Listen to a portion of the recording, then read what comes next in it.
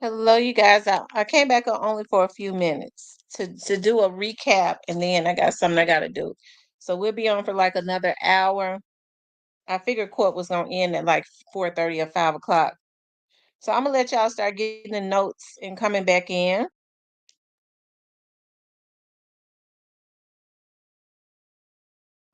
Hold on, I'm gonna get ready to do something while y'all are.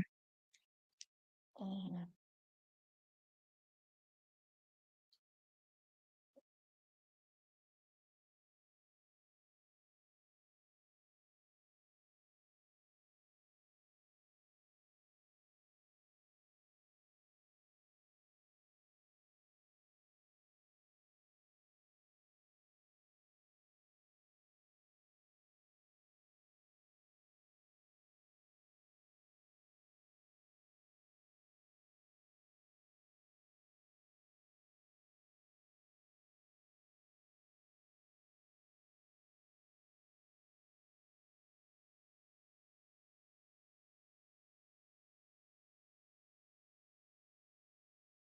Teresa, I was just about to send you a message.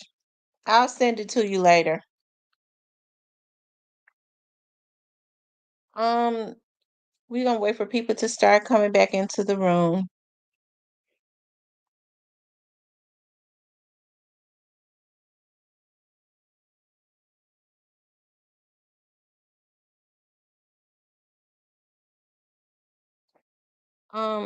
Let's see. I'm here. I see you here. Yeah, you guys, please do hit the like button.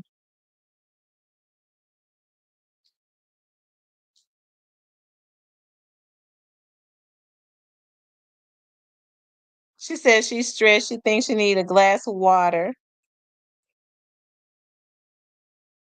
How is everybody feeling? How is everyone feeling after let's see, I wonder if Govan going to tell it on Gotti. Hmm. Tam, this was too much. I mean, they gave it all in one day, I promise. They gave like they gave like a truckload in one day. I'm glad Marcus didn't take the stand, didn't take them out, because now we are getting the truth. Right, right.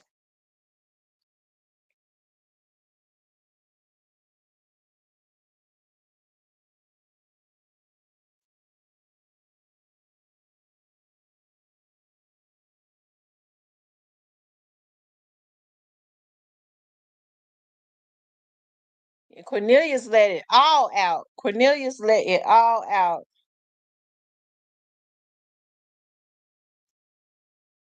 Yeah, Cornelius let it all out. He said go van.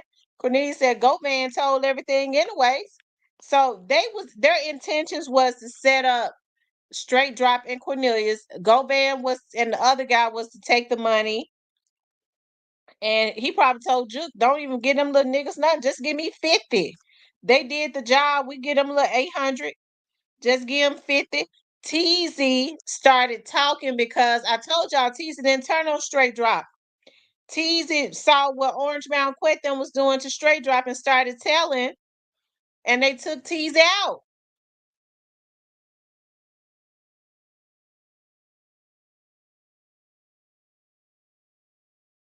And he took him out on his, you know, he a damn crackhead. You go and kill a man on your child's birthday, you a damn crackhead. Talk about he was trying to get his daughter something for her birthday. He was trying to make something happen for her birthday. You gonna take a man out on your daughter's birthday? You know he a damn crackhead. And that's what they had decided, that he was a crackhead. I heard it's funny because I heard another vlogger say that one time. It's like it was almost like he knew the story. Like, Orange Mountain Quit had told him or something. I don't know. I remember him saying that Cornelius was just some little drug, like some little drug addict that they just picked up off the side on the sidelines or something like that. Like some little junkie nigga that they just gonna give a few little dollars to, that did anything for a few little dollars. I promise the guy, I heard another vlogger say it. Um Govan punked them out like some sit. That's exactly what he did. They was gonna put all the blame on Cornelius and take straight drop out. Probably would have gave his child $25 and he was gonna smoke it up.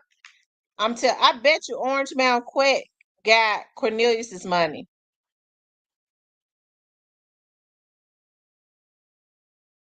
They said YSL Wood ain't got nothing on this trial. Cornelius said, "Listen, Orange Hernandez Goban told everything anyways, so he gonna show him how it's supposed to be done."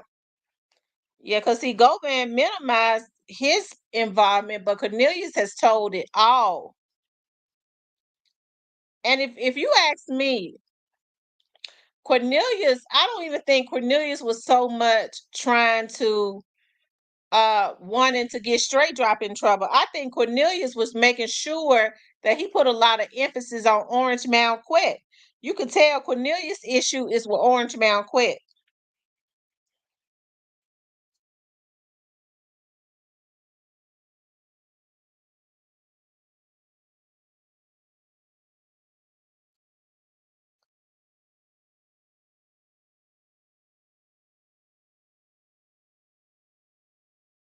I think his issue is so much with straight drop. It's just that if he gonna tell everything, he gotta tell on straight drop.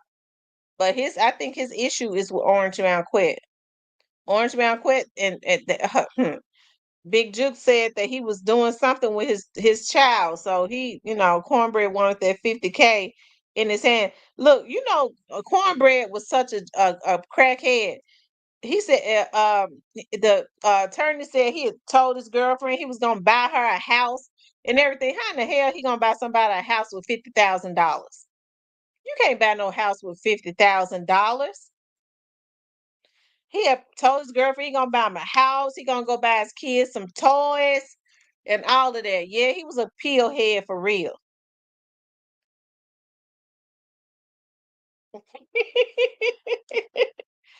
Yo Gotti got to get questioned on this. He's guilty by association.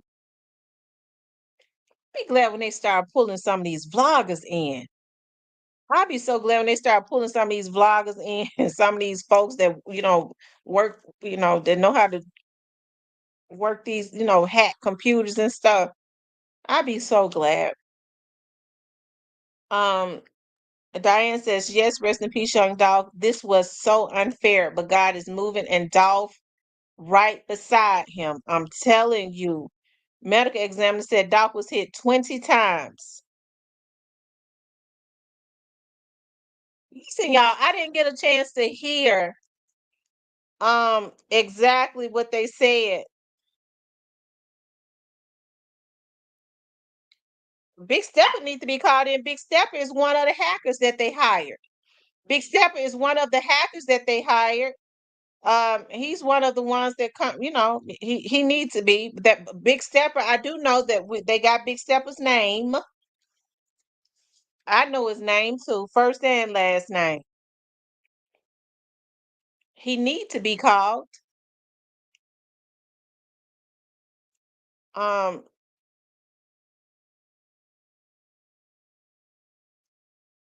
can't wait to see who orchestrated all the lies though. Not 22. They said he was hit 20 times. So did she say what was the first shot?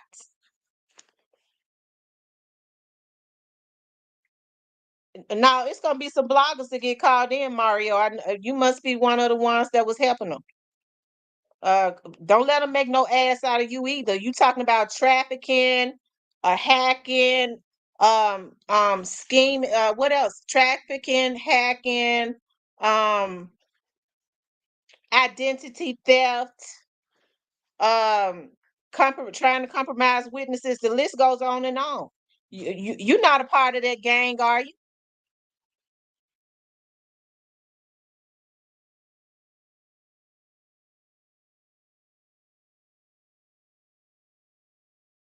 Felicia says God had the motive, gave the go.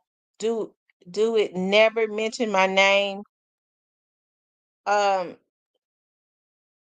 Miss T, they said he got hit in the jaw. Okay. True Culture says Govan Hernandez needs to be in jail too. Um, what about Shondell? Hey, listen. They ain't brought Shondell name up, have they? As of yet, Straight Drop got one witness. The defense got now. You must be a vlogger, and you must be one of the motherfucking hackers, and you must be one of the ones that work with them. Okay, why are you taking up for the damn vloggers when I'm telling you everything that they've done? So you must be a part of it. So it's wishful thinking on your part, right?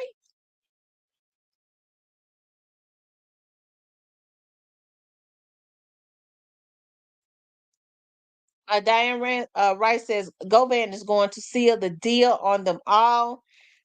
He said, "Isn't there still a presumption of innocence?" Well, that's what they say. You're innocent until proven guilty. It looks like they're doing a good job of proving them guilty. Magname Shell Shondell probably collected 15,000. This is jaw, neck, and torso. I believe now it's up to Donovan Orange Mound to give it up. I'm gonna tell you something. Cornelius has sealed the deal. I'm gonna tell you something. Cornelius has put Orange Mound Quet in a position where he I bet it's a lot of stuff that Cornelius told that Orange Mound Quet didn't tell that he was involved in doing. So Orange Mound Quet might have to give up some more people. If he don't just, Diddy got 99 problems, but baby oil ain't one of them. Cypress go on with their BS. Where's Cypress at, y'all? Is he in here? Cypress' feelings been hurt. He ain't said nothing. Cypress said, I just want this to be over. I just want the trial to be over.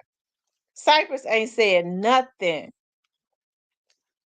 Defense attorney not bringing it. I'm gonna tell you something. The defense attorney came off as being a bully. I kept saying Cornelius knew more than the public thought he did.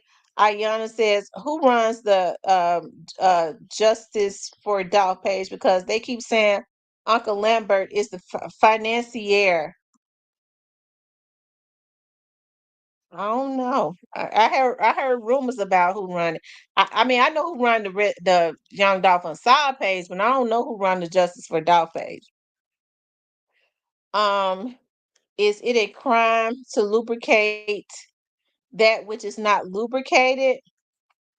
Um, Van going to tell on CMG after today. It's going down. But they picking more people soon. I've been very sick since that first said CMG. Listen, they said CMG. Paul Hagerman made sure, and he didn't just say Big Jook.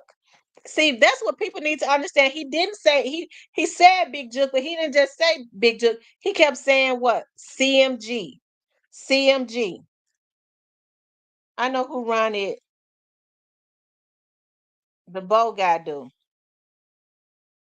Oh wow.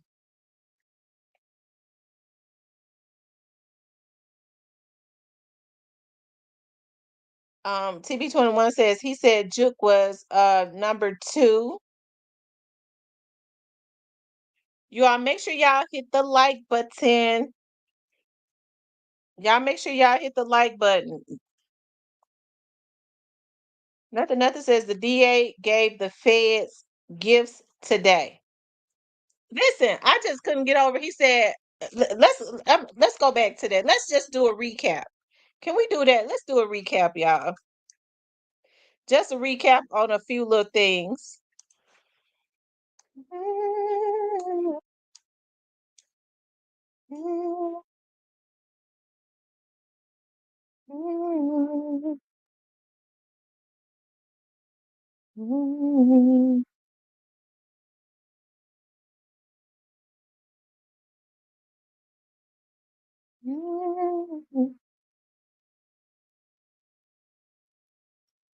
why the Young Dolph Live is not showing up right now? Soon, very soon.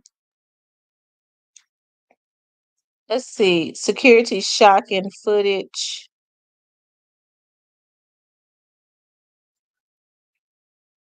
Trying to get to Paul Hagerman's opening statement.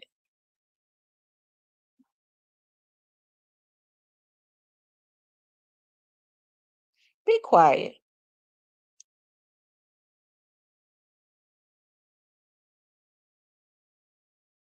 Hold on, maybe this is it right here. I'm not sure.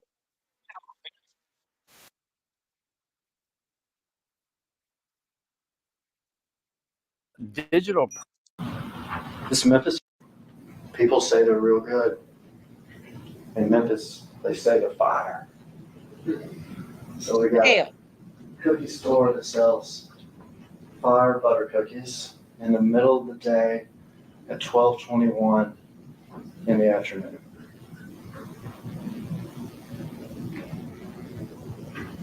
Mr. Hager, your statement from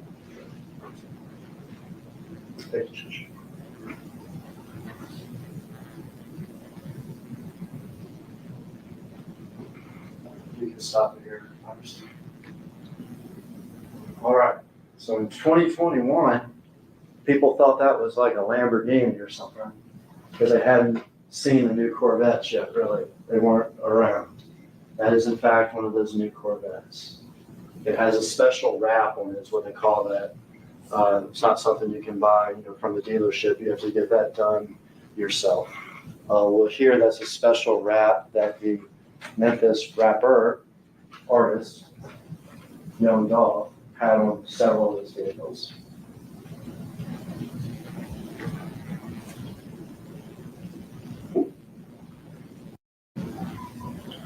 This taller man here in the yellow shirt, blue jeans, white shoes. His name is Adolph Thornton Jr. You've heard me read it a couple times now. He grew up in Memphis. Record label that's called Paper that he got through it himself and he wanted to make it for himself. And he made it for himself as a rapper, as an artist. Young Dolph became famous. Shortened to Dolph. Very famous. Wanted to make it by himself. Wanted to be self-made. But it wasn't just about him. Because he also wanted a record label. He wanted to promote other artists. He wanted to make them famous. And so he started not just his own rap career, but a record label that's called Paper Route Empire. Paper Route. Like a young man or woman would have to make money on the side throwing papers. But also a play on the word paper. Because in Memphis, slang for money is paper.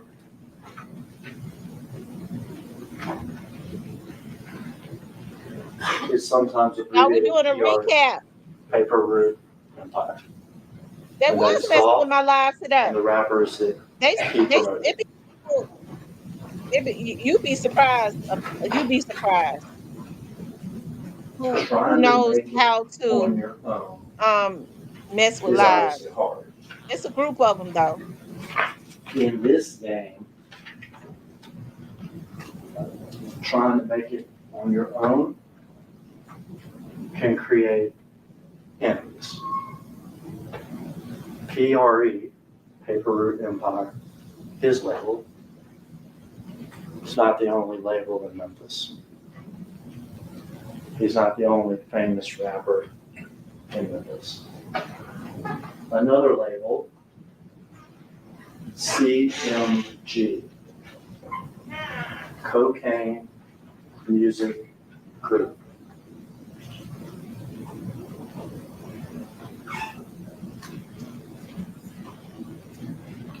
Remy. And they became an enemy. Okay, I see, but They wanted Dolph under their label. But he turned down millions. Only just himself. The second time, they wanted Dolph under their label, but he turned down many millions. I wanna Y'all, do wait a it minute. Did y'all hear that? myself. And in this game, They asked Dolph to be up under their label, and he turned it down. The second time they asked him to be up under their label, and he turned down many millions and turned it down again.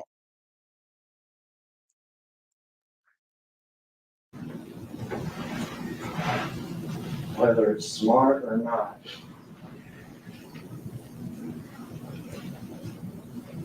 there are things called, in Memphis, we call them diss tracks, DISS. A rap Yeah. where I may insult, level whatever sort of insults and everything else I want to in the song itself. And Dolph had plenty of those. And he had plenty of those directed at this other label, the Cocaine Music Group, at their artist, and at their number 2 person. His name is Big Joe, the number 2 person of Cocaine Music Group. Through the years, and I'm talking years before what we're going to watch, having nothing to do with Mr. Johnson on trial, there were highly publicized incidents of violence directed by CMG against Dolph. He even wrote songs about it.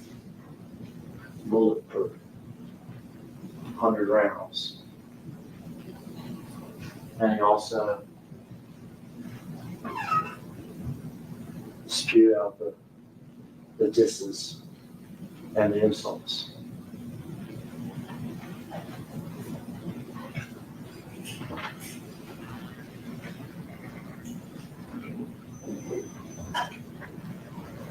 Stop it there. This man here got out of the car with Dolph. That's his brother. His name's Marcus Thornton. His brother, his friend. This thing that we're about to watch has had a terrible impact on Marcus. Not just his brother and his friend, but he also works security for them. In fact, as Marcus walks in his cookie store, he has a gun on his person. And he has another gun in the car. Dolph is well aware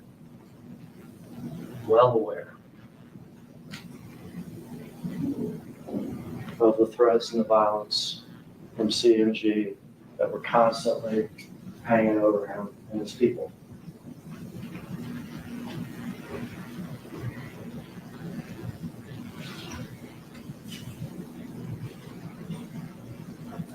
We'll wait 30 seconds.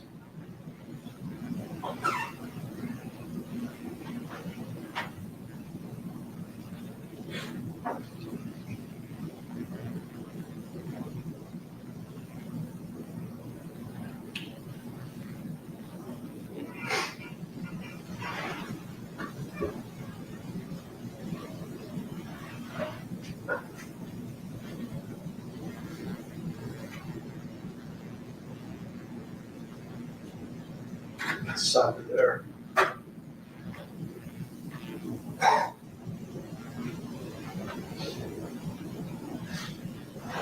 A car that just drove up came from this side of the parking lot. It actually had been following Dolph on the street when Dolph turned in it went up to this light where it got stopped for a few seconds and then came around. It's a white Mercedes. There's other pictures where you'll be able to see it more clearly. But it's a white Mercedes with back end damage back here on the back passenger side of the car. It's a stolen car. It's a stolen car that our defendant here, Justin Johnson, traded for one car for another at a gas station about 10 hours before this murder happened.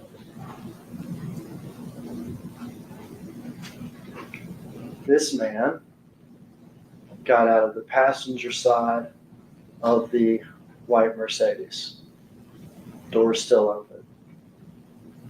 We saw him run to the parking lot. He's here with a large semi-automatic weapon. He's in a hoodie. He's got sweatpants, and he's got white shoes. We'll see a second man come out of the car too. Those two men that we're going to see come out of the car, they're going to gun golf down. He's inside the business. He has walked over to sort of where the bathrooms are in the business. He's as close as I am to y'all. There's the window, and he's getting shot through the window. Both of these men will shoot. This one in particular, it looks like he's never shot this type of gun before. It's because he probably hadn't. The second man out of the car who's driving is our defendant, Justin Johnson. Neither one of these men are professional hitmen. If it looks like they don't take tactical shooting stances, it's because they don't.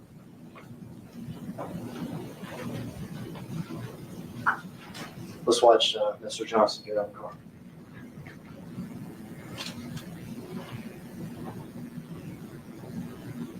You can stop it here. This is Dolph here. Remember, he was wearing the yellow. This is Marcus. Remember, I told you he had a gun. He tries to return fire as these two men quickly shoot Dolph. Dolph's body's riddled with bullets. He shot all in the back, in the face, in the neck, in his arms.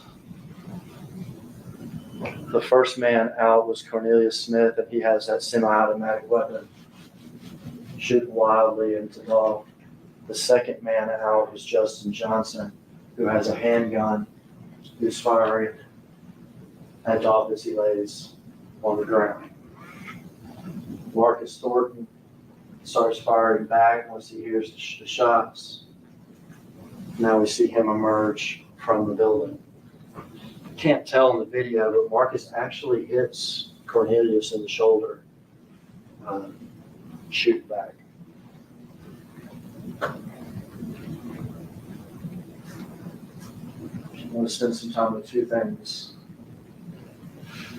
This Mercedes, these two people, Justin and Cornelius, they didn't fall out of the sky on a Wednesday at 12:20 in the afternoon at a cookie store. They had been looking, they had followed them, and for them, this just business.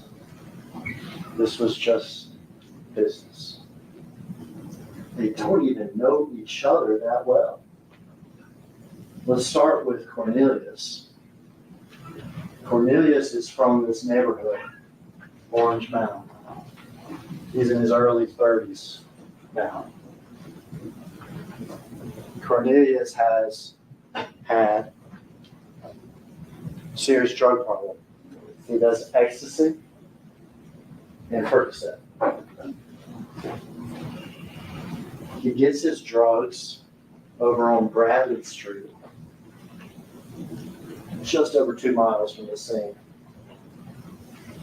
from a man whose name you have heard Hernandez Govan. They don't call him that, though. They call him Quet. His middle name is Marquette, and it's shortened to Quet. So Cornelius gets his drugs from Quet. Quet is what in Memphis we call an old head, older guy, lives in the neighborhood, lifelong criminal, in and out of jail through the years. Quet sells drugs. Quet gambles on sports like crazy, online sports stuff.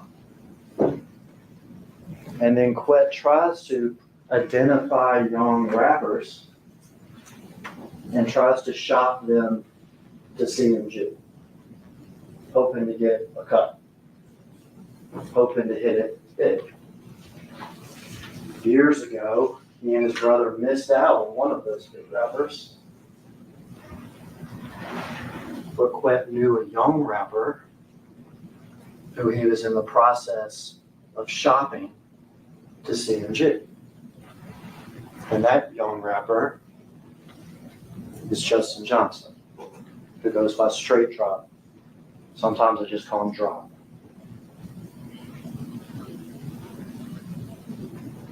So Quet's the common person. He knows Cornelius from the neighborhood, knows him well, sells him drugs. He knows Justin Johnson. He's trying to get him to be the next CMG rapper.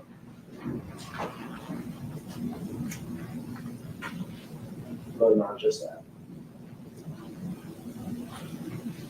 The business is not just rap. He can't hardly Because keep his Big head up. Chick, person I told you about before, the number 2 guy at CMG, he's put out a hit.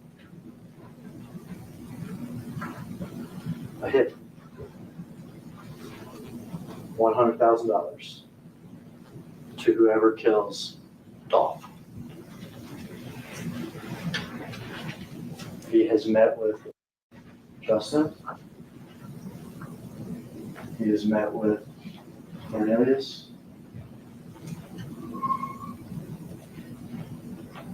And they think they're ready to do it. They're definitely willing to do it. For Cornelius, it would be 50 grand, I guess, that he could waste away on Percocets and ecstasy.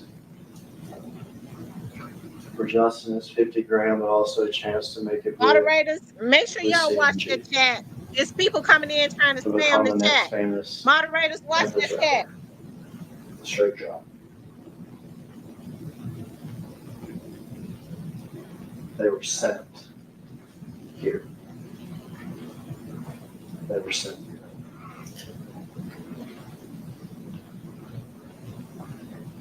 They're not professional hitmen.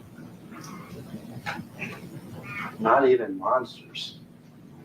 I'm not gonna call anybody a monster. This is just business for these two. Money for Cornelius, money and rap fame for Justin Johnson.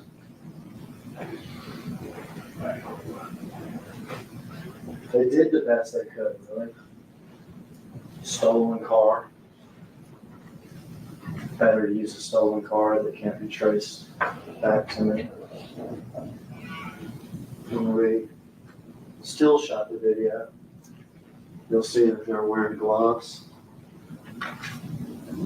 Afterwards, the guns get disappeared. The car gets ditched in a neighborhood and wiped down and moved and wiped down and moved. Their plan is to go their separate ways and just disappear into Memphis. They did the best they could.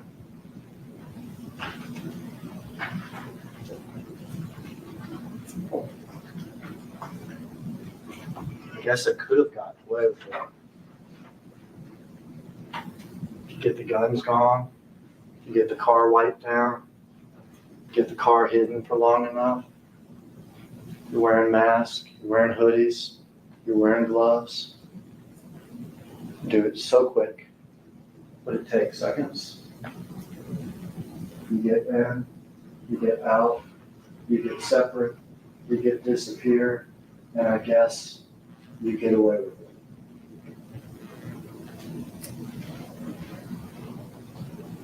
There's a problem there, though. There's a problem there. Still staring at us. One of the big problems. It's not 1981. It's not 1990. Rob know he screwed up and he got screwed. It's not even 2000. So they fucked him all the way across the board. It's 2021. It's 2021. And what I started talking to you about when I first stood up, what you didn't think about, what we don't think about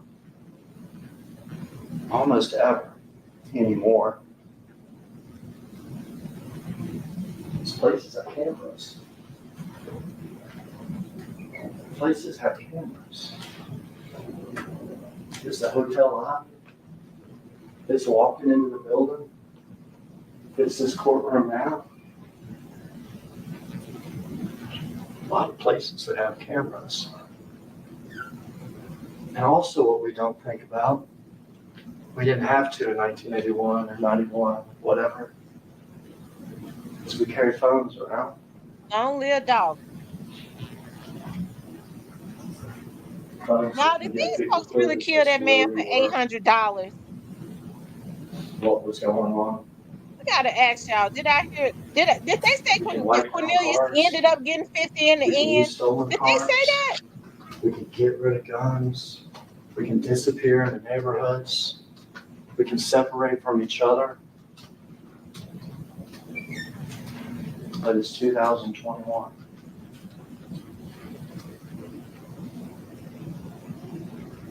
Now, I guess I didn't think about that. We back up the video about 3 or 4 seconds. All right, we can stop there. All right, so what we saw before was this man first. Remember the one with the automatic weapon, the larger of the 2 weapons? He got out of the car first from the passenger side. He ran around and shot the gun wildly into Dolph. We're concerned in this trial. Now, Mr. Smith is charged with murder too. So is Mr. Govan. And we've heard that Jamarcus is charged with conspiracy, but in this trial, this is Justin Johnson's trial. This is Justin Johnson. He is wearing tennis shoes that have white soles. See this one better in this shot. White soles, they're black with a little white stripe. There are times in the video where you can see his socks, and they're white socks. He's wearing gray sweatpants. In fact, there's angles of the video that you can see that this gray sweatpant on this left leg has a... Hey, I'm Stephen Karst, co-founder of King of Pops. When I open the Zero dashboard, I can quickly see how my bank balances are doing, what money is owed, and what bills are going out, and that gives me a lot of confidence to make informed decisions. This incredible product dissolves oven grease and stubborn mold in seconds without any scratch. Little silver-like emblem on it, real small, it's shiny sometimes. He's wearing gloves. See it maybe better there. He's wearing a black hoodie. He's wearing a mask, and he's wearing a Bass Pro hat. All right, so black tennis shoes, the white sole, white stripe up the middle of the tennis shoes, white socks. So they gave Cornbread $800 and the rest to the lawyer. You see in some angles on the leg. Black hoodie. He's done shooting. He's wearing a mask. That's a damn And he's shame got a before Bass God. Pro hat. That's a shame before God. and not even a quarter of a mile from where we're sitting, right here. There's other angles and other still shots where you can clearly see it's a Bass Pro hat. And there's other angles where you can see the little emblem that he has on his sweatpants. He didn't spend no. Didn't I tell y'all what the Fed said? The guy from the Fed said, ain't nobody spending no hit Call him money but the video. lawyer, and that's who's spending it. There's a building in Memphis. This happens in the historic neighborhood itself, Orange Mountain. But there's a building in Memphis, it's a historic Spending building. the hit money. Lord There's have only mercy. like 10 or 12 of these buildings in the whole United States. They used to be, back 7 years ago, Sears buildings, okay? Huge. He said he didn't want the lawyer. That was the Largest lawyer that square was on the foot building books. in Memphis for many, many years. At the time, Sears was sort of like Amazon before Amazon existed. Because these big warehouse buildings, everything, you come and place your orders. And Yeah. it was, they stayed. It was quite sort of an amazing thing. The need for those buildings went away. In Memphis, the building was abandoned for decades.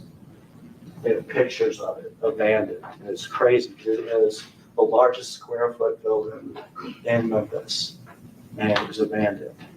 In other cities, there were 10 or 12 of these things. Some were abandoned, some were actually even torn down. But a few were repurposed. And in Memphis, over the last 15 years,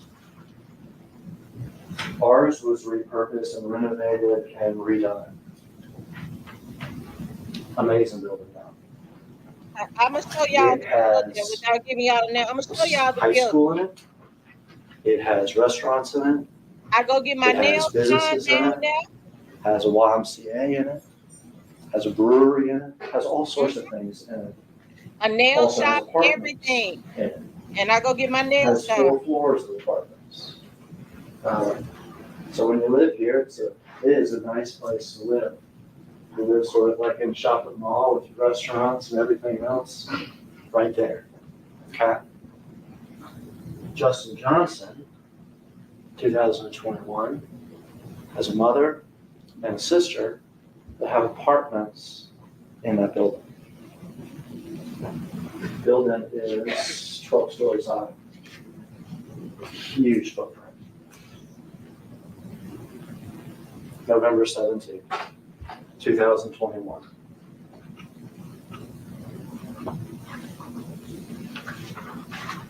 This is less than an hour. Well, I don't go there no more. They put Before that the fungus on my toe, but that's where I was going. This is Justin Johnson in the elevator, leaving the building about an hour, really less than an hour, before the killing. Black tennis shoes, white soles, white stripe up the middle, gray sweatpants, black hoodie, Bass Pro hat.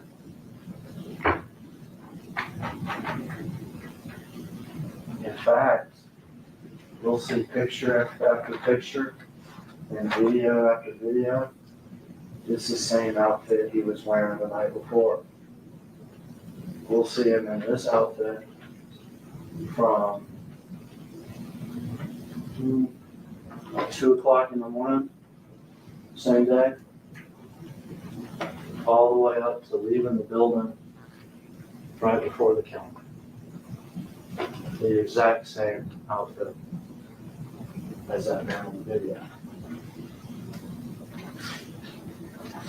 A guess as to what kind of car he got caught leaving it at the parking garage of this building. A white Mercedes with back end damage, just like the one we see in the video. Less than an hour before.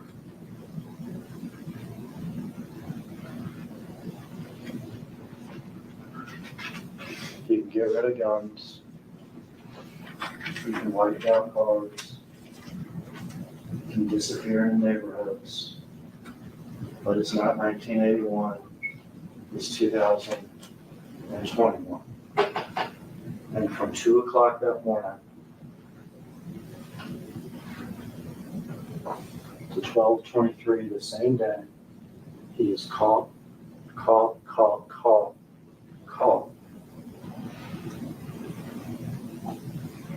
Again and again. And it's not just before the murder. Cornelius got shot. Can't tell the video. He got shot in the shoulder. He needs medical attention, or at least needs somebody to look at it. You'll see the text messages. You'll see the phone location type stuff. You'll see that Mr. Johnson and Mr. Smith, after they ditched the car in the neighborhood, they have another car waiting. That they go over to You can't Mr. believe Cypress Johnson's gonna come out the book. cousin's Cypress, apartment. what is going on? An apartment complex that used to be called the Tulane Apartments here, now it's called the Gospel Gardens Apartments. We're talking within 45 minutes of the killing. So we have the killing, Cornelius gets shot, ditch the car, get in Johnson's other car, and we go to Johnson's cousin's apartment, Tulane's. So they can try to bandage up Cornelius. So Johnson can change his clothes. So they can try to get away and disappear. How do we know that? Well, their phones, but not Detroit just their Cam. phones, because again, Yeah, his stomach is it's not bubbling. 1981.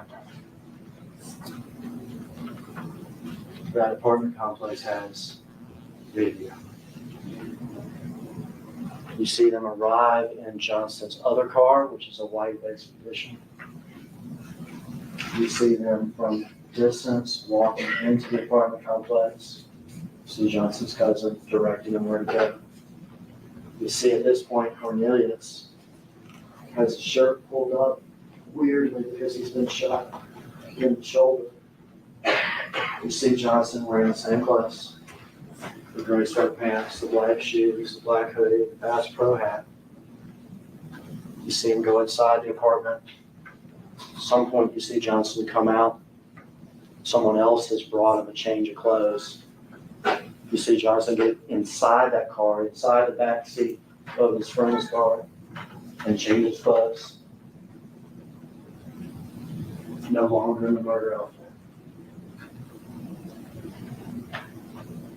Then you see them leave. To disappear almost. Because later that night, we see Johnson back at that big building called Crosstown. He's in his new clothes that his friend brought him at the apartment complex. Yeah, the name of it's Sears And Crosstown, he you goes to his guys. apartment. Concourse building. And he packs up I held that because And I you didn't see want to him in the harass the elevator security about no with his video. suitcase and everything else, ready to get the heck They ain't got it no out more. of town.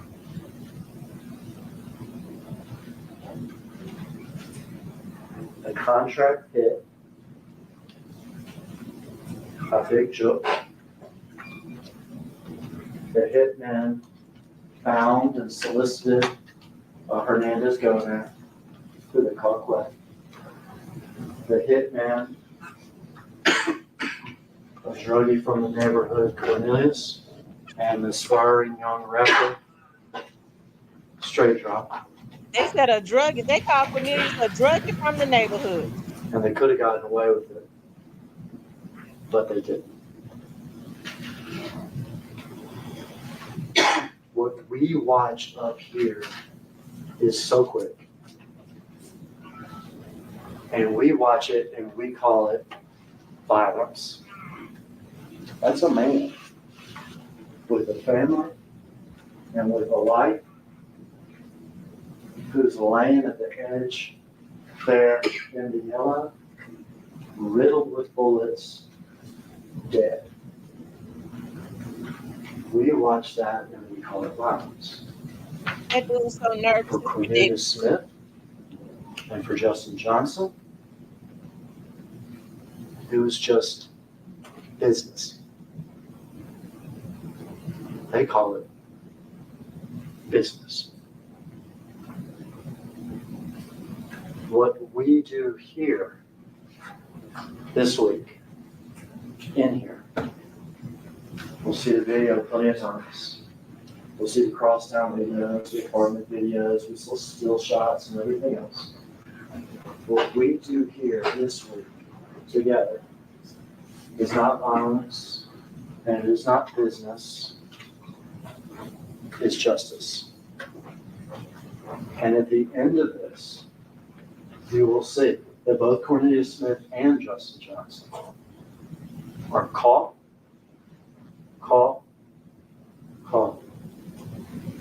And they're both guilty of murder. They're both guilty of conspiracy to commit murder.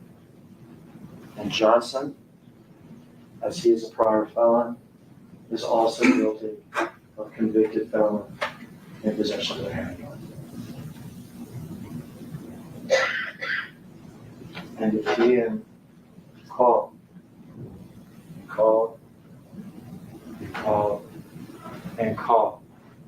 on video is not enough for you, you'll also hear it from Cornelius Smith's mouth.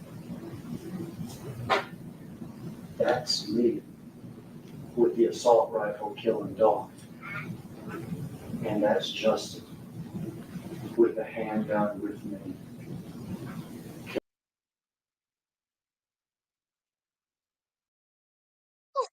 Yeah, he do look like he's surprised and all.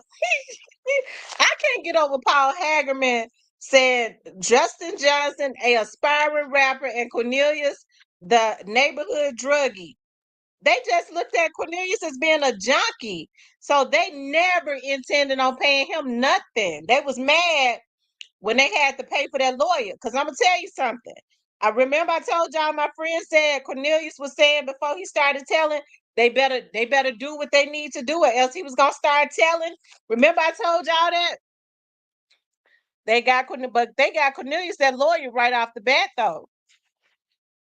He said Orange Mound Quet told on him. Cornelius sees things clear since he is off them drugs, and they were gonna try and put everything on him. They thought he was such a crackhead. Straight Drop told him to tell on. I thought they told me honestly that in the letter Straight Drop had told Cornelius, asked Cornelius if he was gonna tell. If he was gonna tell, make sure he told on Gotti and Juke, but don't tell on him. Now that's what I was told. Okay.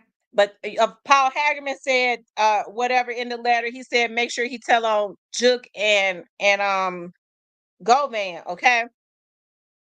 So but they thought that Cornelius was such a crackhead. Straight Drop told him, "You take the blame and let me go free and tell on the other two." That's when you know that they consider him a damn crackhead, because they put everything. They make the crackheads take all the charges. And so since he has been detoxed, he started to gain that weight when he started detoxing. So since he has detoxed, he probably mad saying they got me effed up. They treated me like I was Lil Pookie. Lil Pookie from off of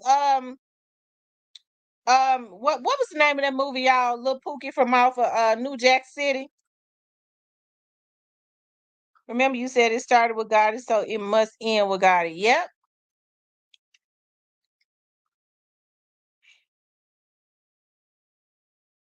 I'm telling you, his eyebrows ain't relaxed since.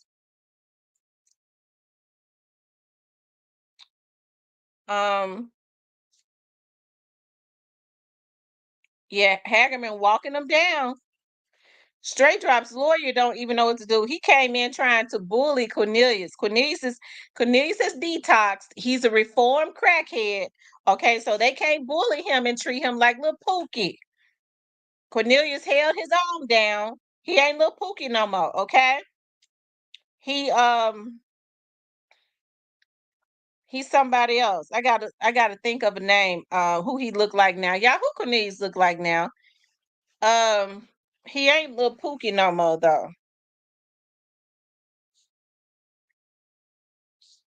What I was trying to pull up. I hope cause I got it bad about. I'm gonna show y'all of course, the Sears Crosstown. Y'all remember when I told y'all I didn't want to tell y'all the building that it was because of what these vloggers was doing. But this is the Sears Crosstown building downtown. That they gentrify everything, right? There are apartments on top. There are all types of stuff in on the like from the bottom floor. They got a YMCA. They got all kinds of businesses in there. All of that. That's the building, of course. Y'all see that floor up there? When my dad and I and my sisters went and took promo for our nonprofit organization, that's where we took it at up there on that floor where that goal is in that building.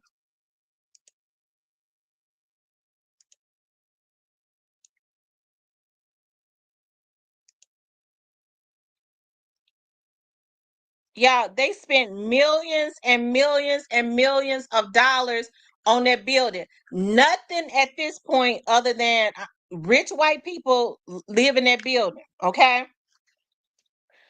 Um, I don't know how Straight Dropping them was paying their rent, but I don't know.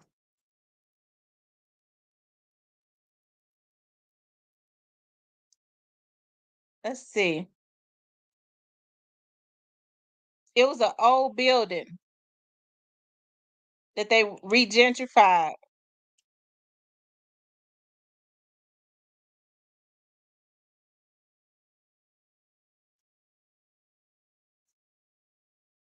It's probably some rich black folks in there too, McKinley. It probably is. I see a lot of black people going to the, when I was going over there, going to the YMCA. I'm sure, but what I saw on the outside was like older, wealthy white women walking their dogs and stuff. And I'm sure it's some rich black people up in there too.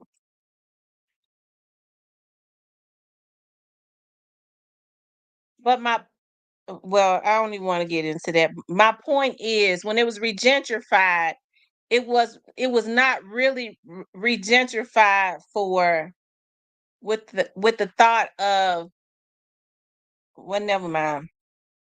Um, he says my child attends school there. Miss Nellie says, Miss T, I appreciate you so much because you've been on all day. You real. I was supposed to listen. One of my clients saw me on here with y'all, right? I was supposed to go over to the studio. So one of my clients called me and was like, "Are we going to do record our TV show tonight?" And I was like, yeah, we'll record tonight." So then he was like, okay, because I know we were supposed to. They be looking at me on here, right? So, anyways,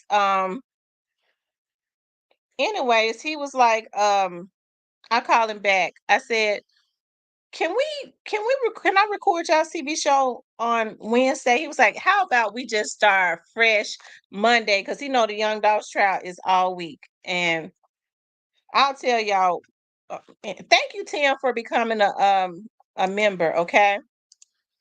As a matter of fact, what I need to do is I said I was gonna start. Hold on one second.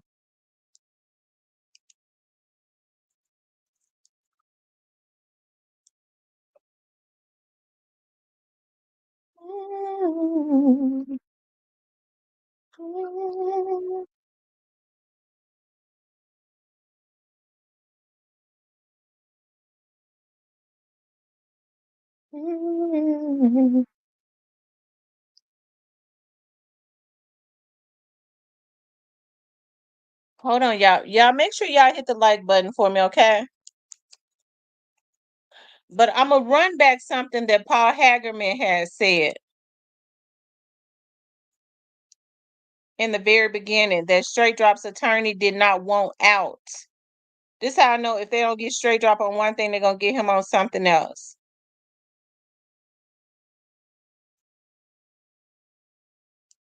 Hold on.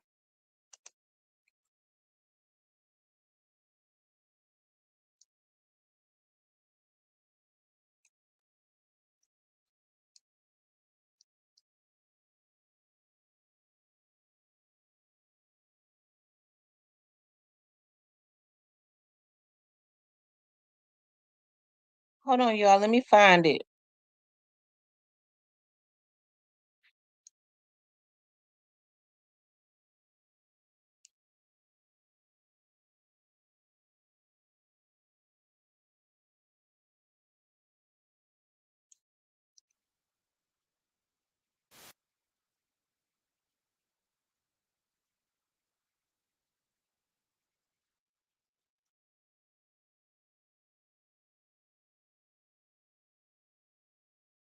Hold on, y'all. I got to start playing the commercials of my. I'm gonna start playing the commercials of my clients on here also.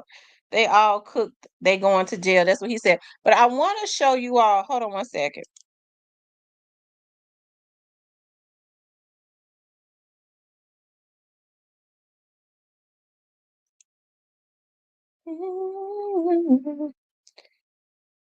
Want to start showing the commercials of my clients, okay? Hi, I'm Corey Hester, business manager of the IBEW Local 1288 Union.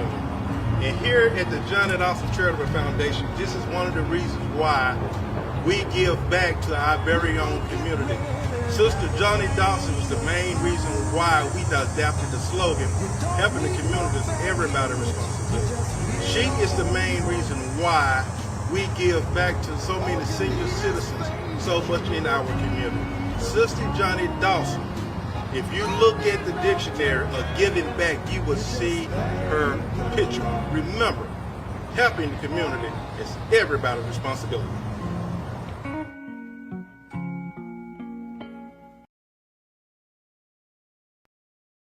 Hey, you guys, gotta find a way to smoothly start showing the commercials and stuff. I got some more commercials that I got lined up that I have on my TV show that I'm gonna also start showing on here too. Okay, so shout out to IBEW, okay, for always just doing the darn thing in the community and all of that. Um, they do the darn thing, okay. Businessmen, smart businessmen that definitely give back to the community. Um, let's see. Okay, y'all, let's go back to that. Hold on. If I could find it. I want y'all to listen to this. Y'all, they're not through with Straight Drop. Hold on for a second.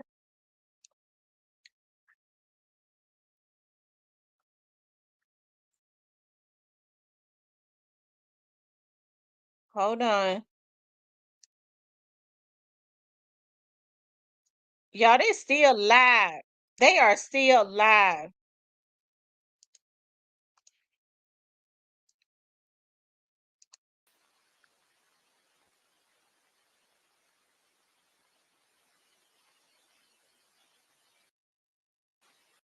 No, they're not.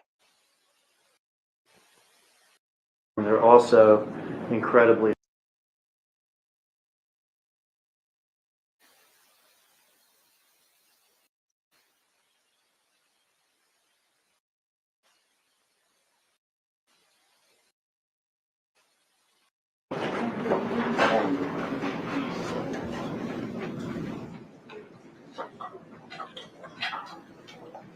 Mr. Fleming, Judge, good morning. I'm just checking in for Jamarcus Johnson. It's my understanding that I guess he's going to be ordered back for tomorrow, or I'll tell him tomorrow is the day where you can bring him back tomorrow. Tell him I said be back tomorrow 9 a.m. all right. Hey, Darren. Mhm. Tim's Ave. I think the attorney is back there with his client. We probably need him out here. Can you tell Mr. Evans, we need him out, please. Did they give you a new indictment? The new indictment. So is it in the jacket?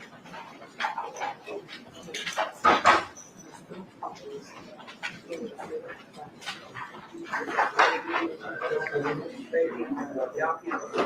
Y'all handle it. What you want me to do?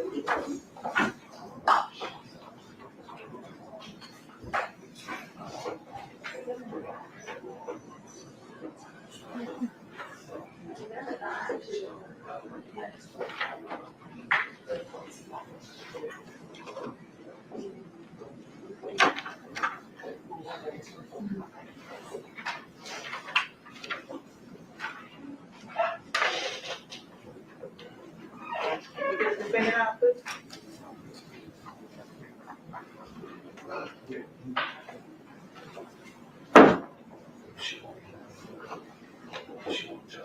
Yeah. Yes. He's got it. He needs to be a part of that.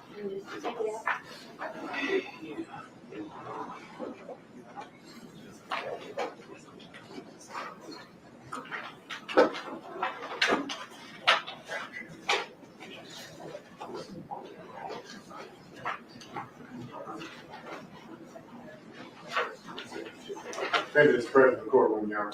All right, we have some pre-trial matters we need to check up. I think there's some things we need to put on the record. Yes, First, this trial, Hold on. customary in those circumstances. Family members, and whom you're going to know. That need Outside this courtroom, this is one violent act and series of violent acts that have occurred in this case or around. Yes, sir. And I think the court has a copy of the sanitized indictment. This is it, y'all. Listen to this. Yes. Very good. And do you have the stipulation already typed? We do. We have it typed, and Mr. Evans has reviewed it. I think he just needs to get his client to review it with him. That's correct. fine. And at some point, we'll make that an exhibit. The second thing, obviously, there's cameras and media in the courtroom. There are also incredibly heightened security risk, security concerns during this trial, both inside this courtroom and outside this courtroom. This is one violent act and series of violent acts that have occurred in this case or around this case. There's witnesses that have true security concerns now and going forward after this trial. And there's also family members who have certain privacy rights and security concerns as well. I've been asked by several of the witnesses and by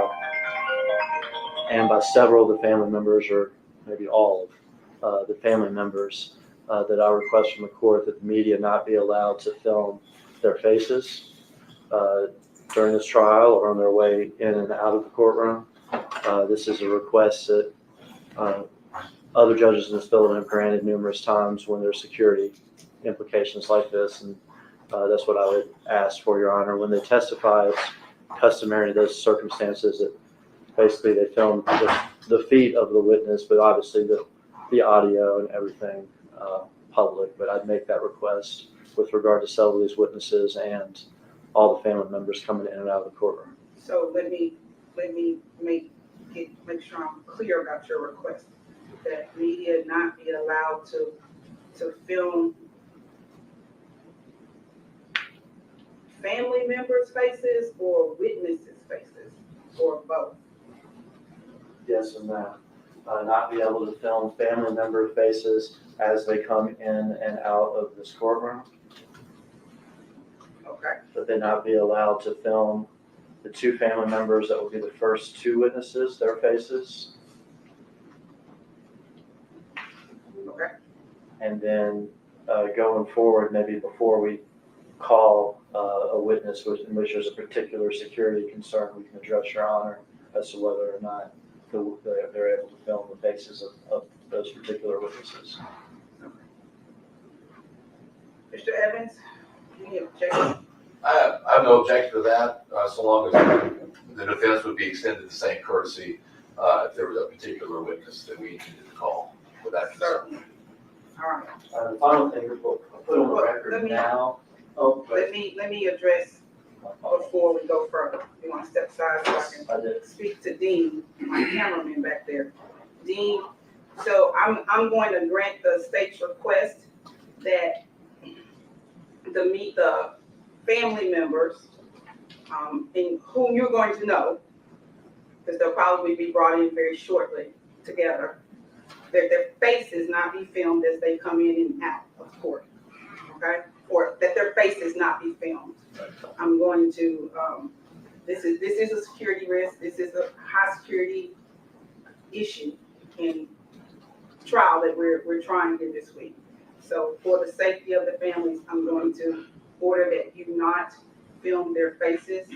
The first two witnesses the state has informed me will be family members. The court has no problem with filming chest down, feet, but not their faces.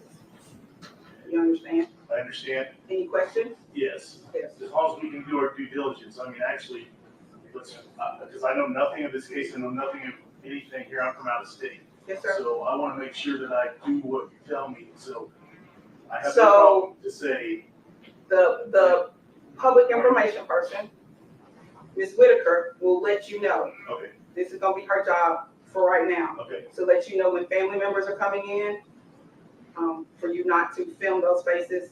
And I'm telling you now, the first two witnesses, you won't be filming their faces. gotcha. All right? From that point, then the state's going to let you know, or let me know to let you know, Okay, who, or the defense about with the faces that don't need to be shown. Okay? Can we move her down there? She got a job. All right, what's the third one? Just go ahead and tender to the court so your honor can go ahead and sign it. There's a stipulation with regard to the first witness, the corpus witness, Yes, sir. that Mr. Evans and I have already signed and go tender to you.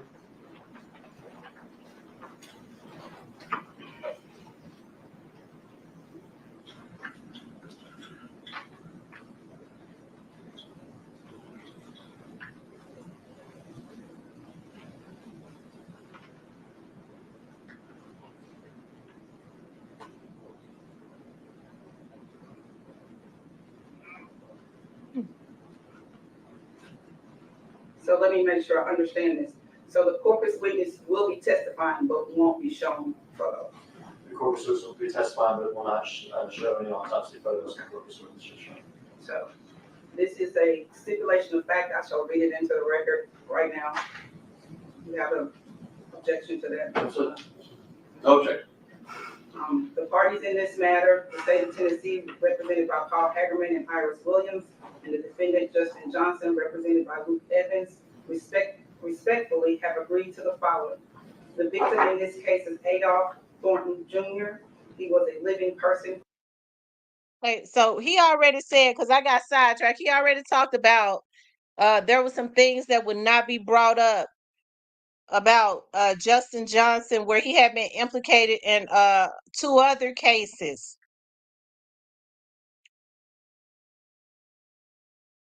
They said, I want Hagman to get a new suit combo. That's all. Well, you know what they do? They buy the same color suit.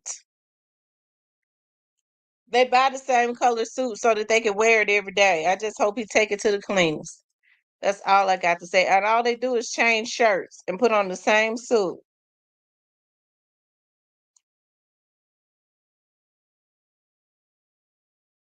Hold on, y'all.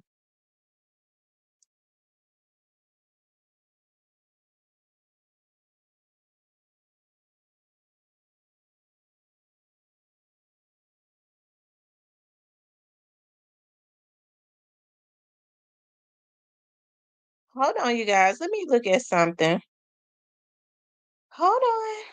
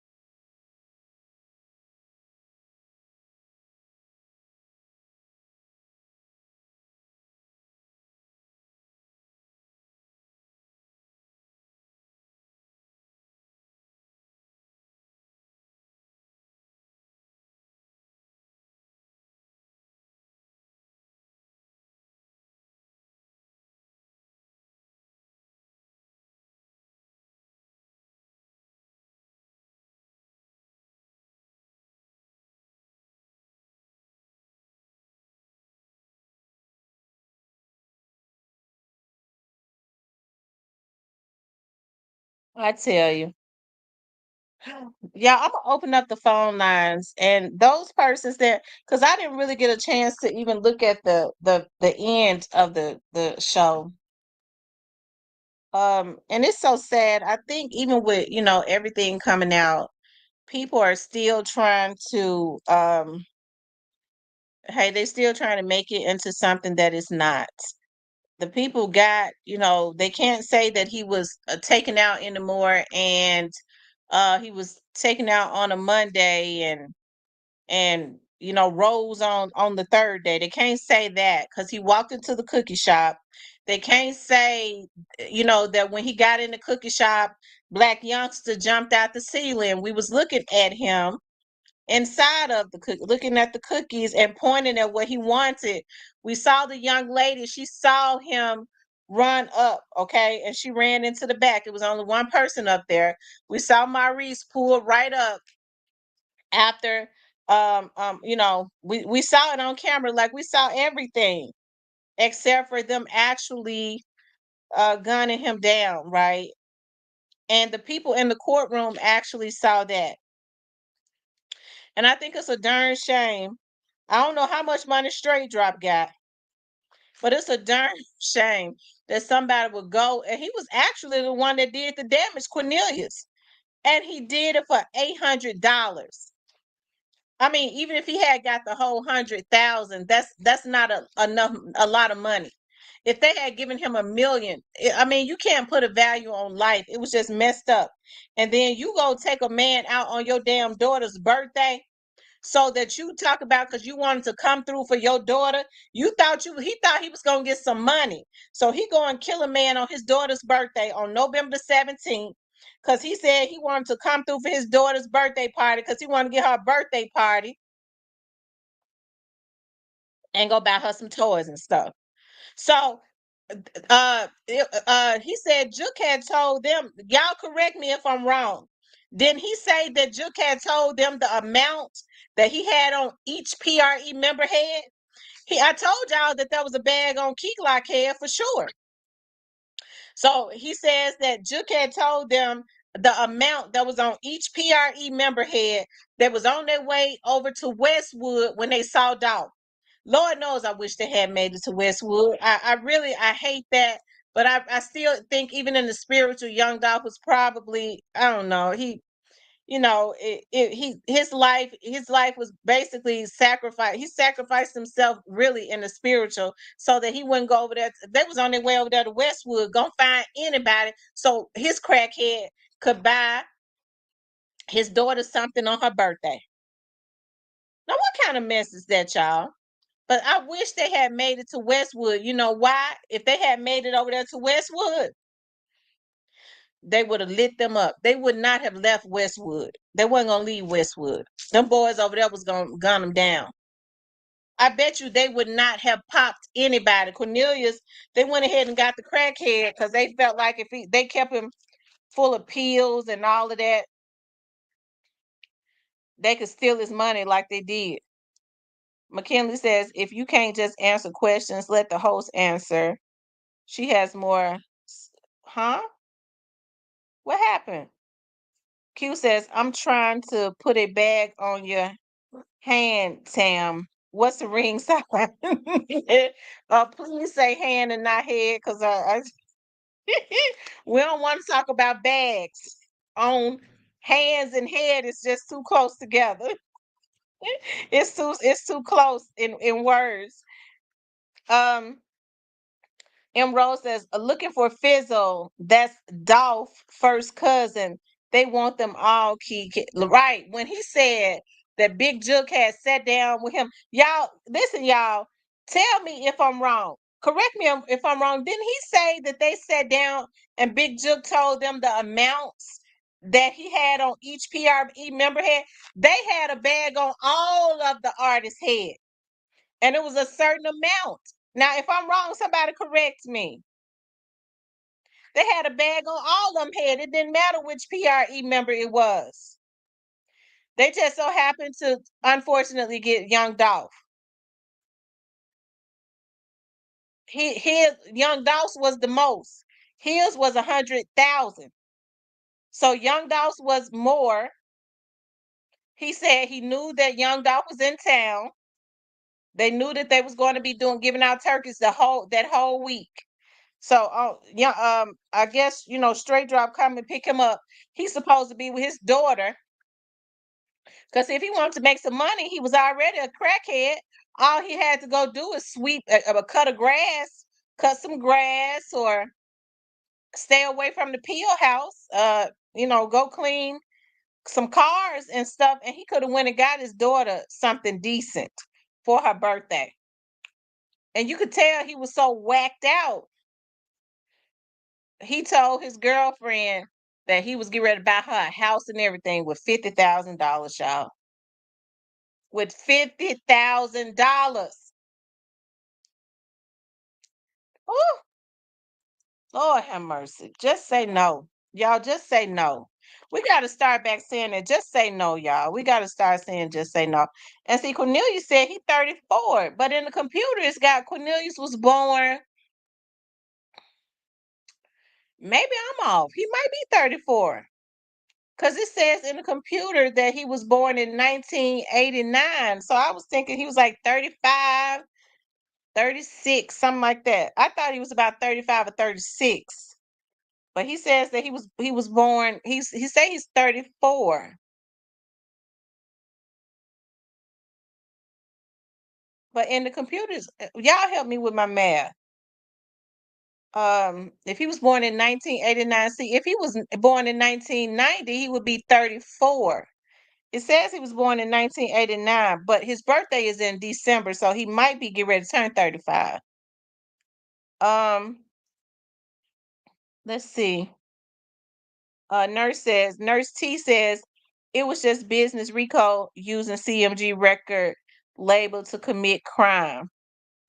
Sierra says 40K. Remember, Quet was supposed to get 10K from them both, but instead, they got all the Corneliuses, and then turned around and had to pay for the lawyer. So I'm sure they was mad about that.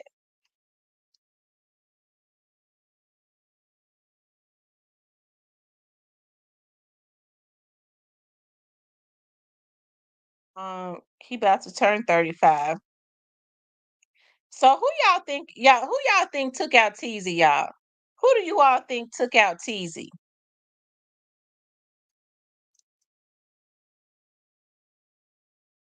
Who do you all think took out Teasy? They said crackheads age different. Quet was never gonna pay them. Rafer says he thinks that Jook took out Teasy. Y'all think anybody else was in on that? Jook gave somebody some money. That mean they thirsty, they money hungry.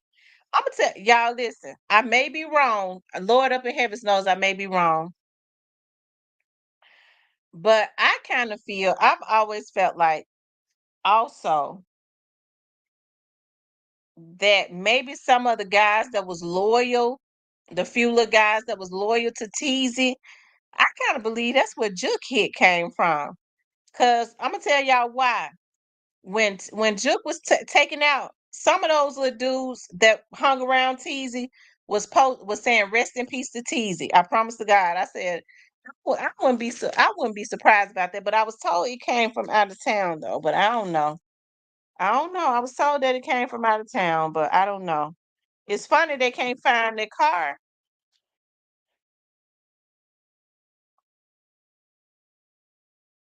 If Cornelius was born in '89, that makes him 35 or 36, depending on when his day is. Don't quote me though. I'm running errands and tired.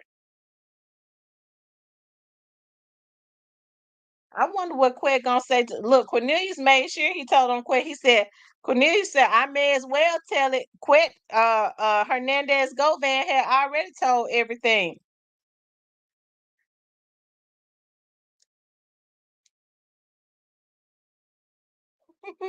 That's true, John. that's that's true, John. You absolutely right, child. They don't want to hear that though, but it's the truth. Hold on. Let's see. Let us see something.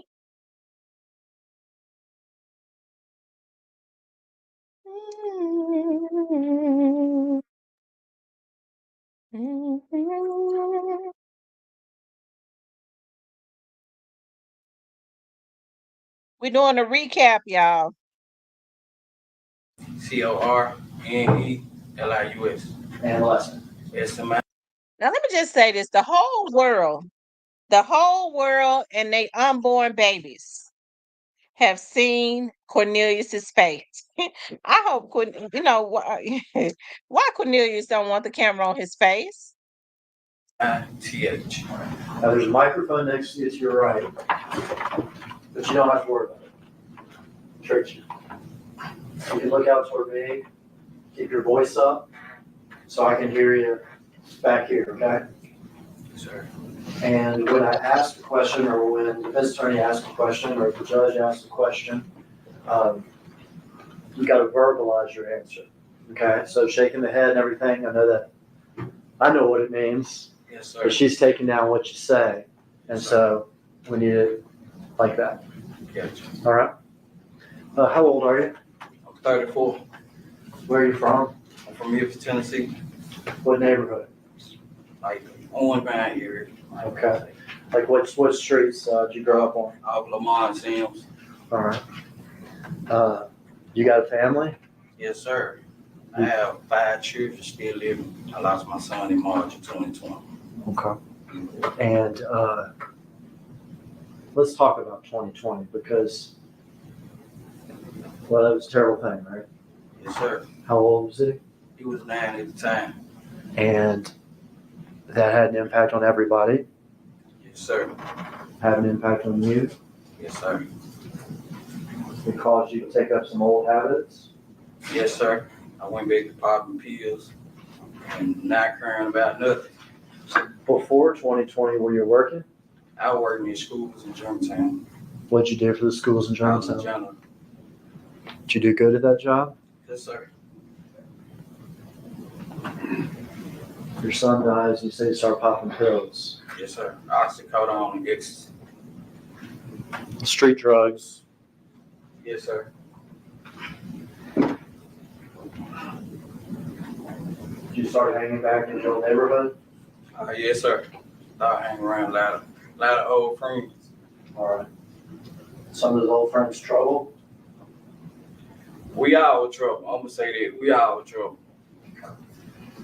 And I'm looking here, Cornelius, at your criminal record. You were convicted of aggravated assault in 2011, is that correct? Yes, sir. Convicted of misdemeanor drugs in 2014? Yes, sir. I'm sorry, 2012. 12. Case started in 2011 and ended in 2012. Yes, sir. That was misdemeanor drugs. Yes, sir. And then resisting official detention in 2014. Yes, sir. That same Cornelius Smith. Yes, sir. And you're presently charged in this case with conspiracy to commit murder and with murder, is that correct? Yes, sir. And you have an attorney in this case, is that correct? Yes, sir. And is he in the courtroom? Let me get out of your Yes, way. sir. Okay. Yes, sir. What promises have I made to you with regard to your testimony today? No.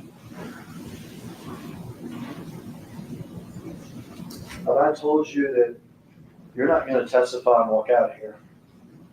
Yes, you told me that. Do you know that you're going to prison? Yes, sir. Have I told you that it's very important, though, for you to tell the truth? Yes, sir. I told you it's important to tell the truth because I said so, Yes, sir. and because the judge will evaluate whether or not you told the truth. Right. And have I told you it's in your best interest to tell the truth? Yes, sir.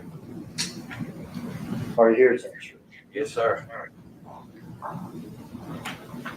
I want to skip forward. Okay? We're going to go back to everything, but I want to skip forward. Tell me about the day that you were arrested for this case. It was my daughter's birthday, actually, and I was out. I had took her some cake and ice cream to school for her birthday, and the U.S. Marshals they were trailing me the whole time. I didn't know that they were trailing me, because I had saw Govan the day before, and he was telling me that, you know, police was on to us or whatever, and he asked me when the last time I spoke to Justin, and he was saying, I was like, it's been a minute.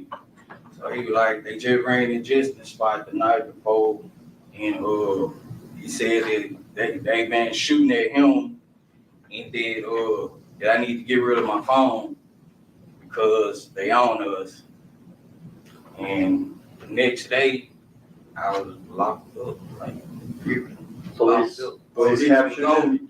Police captured you that day? Next day. Did they get your phone that day from you? They ain't get it from me. I left it with my children's mother, or whatever. They get your phone from your children's mother? Yes, sir. So you didn't throw it away like Govan told you to? Nah, I ain't threw it away. I gave it to her. Oh, Now, when the police first arrest you, I mean at the very start, do you say, hey, I want to tell you the truth about this whole thing? nah.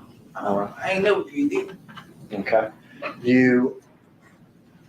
Did they interview you right after they arrested you?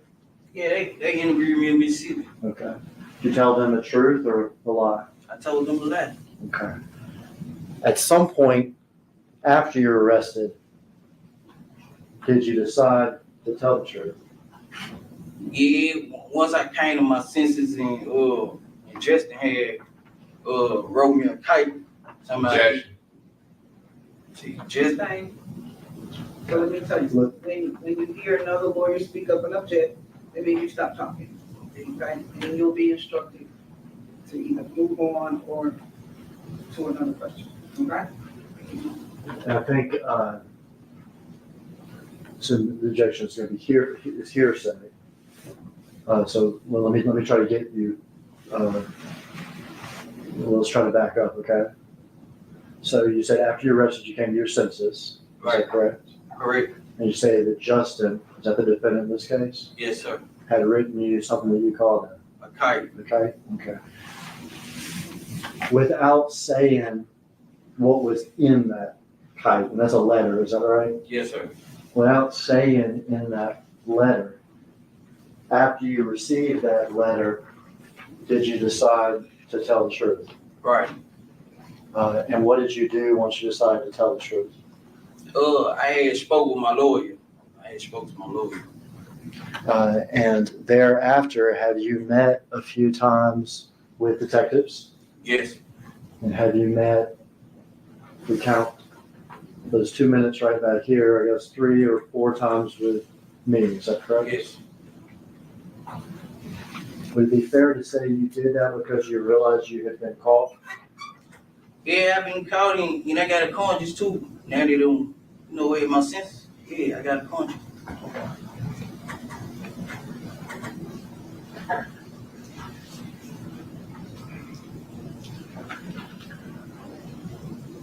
I'm gonna play a video up here, Cornelius. You can turn a little bit, see it once we start playing.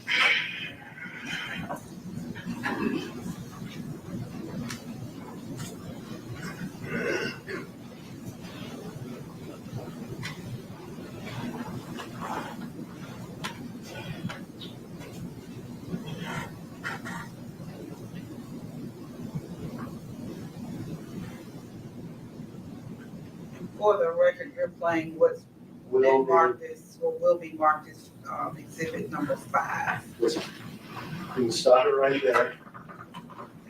All right, man, what are we looking at? That's the day that we had saw Young Dolphin and Pulley and Makitas. All right, so whose car is that? That's Young Dolphin. All right, and you say we, who saw this car? Me and Justin. Well, let's back up then and tell me how you know Justin. Through Govan. All right, and who is Govan? Ananda Govan Quick. We know him by Quick. Okay, who is Quet? Associate. All right, you say associate, is he younger or older than you? Older. What neighborhood is he hanging out in? Orange Mountain. Does he live over there? Yes, sir, he did. Do you know what street his house is on? Bradley. Are you familiar with that street? Yes, sir. Did you ever buy drugs from Mr. Govan? Yes, I brought ecstasy. Okay, would he sell you ecstasy pills? You ever heard the term like old head? Nah, Okay. Would you consider him sort of a older criminal figure in the neighborhood? yeah, I call him like a bro. Okay. Did you have another guy in that neighborhood you used to hang out with too? Yeah, Big Bobby. Big Bobby. Is that Bobby Carter? Bobby Carter, yes, sir. How often would you be over there on Bradley Street? I thought that's just about every day. Okay. So this was a hangout area and you would buy ecstasy from Quet. Quick. All right. How is it that you met Justin through Quet? Oh, just, like, being around, basically. Being around. Would Justin be around Quet too? Yeah, he'll be around quick. Do you know why Justin would be around Quet?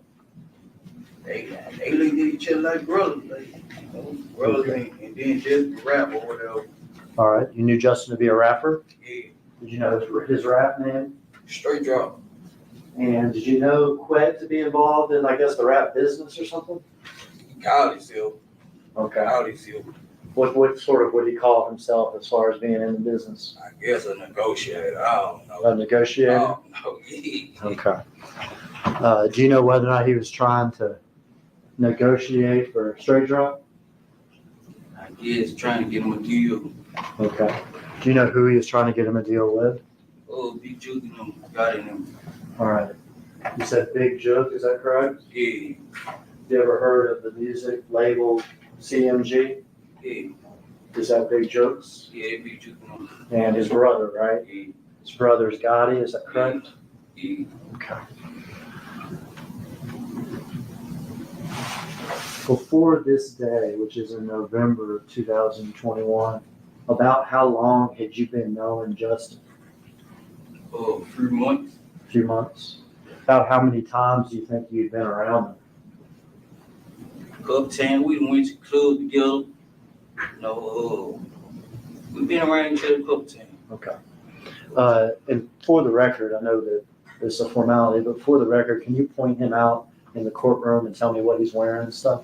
Yeah, the young brother over there with the button-down shirt, blue and white button-down shirt.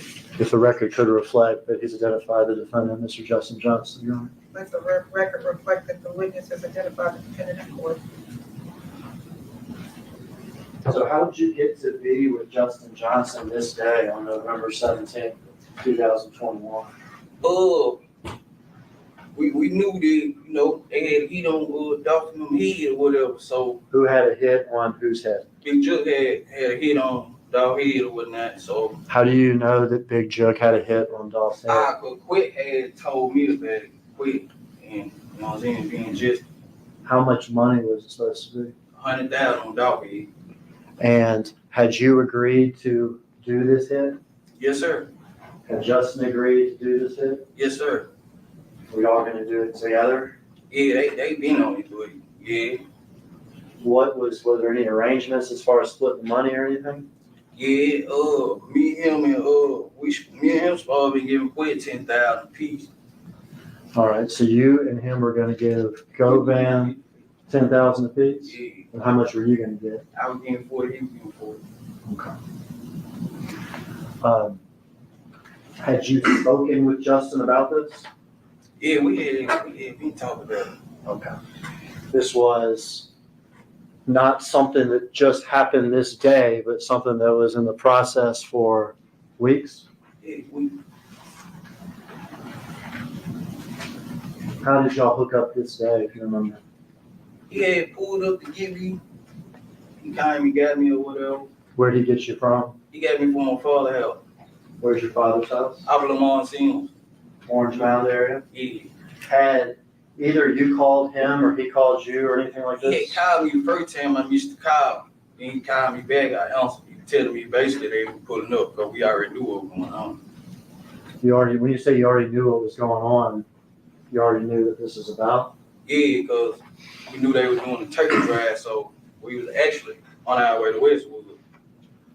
Had you and Justin talked about this particular day before?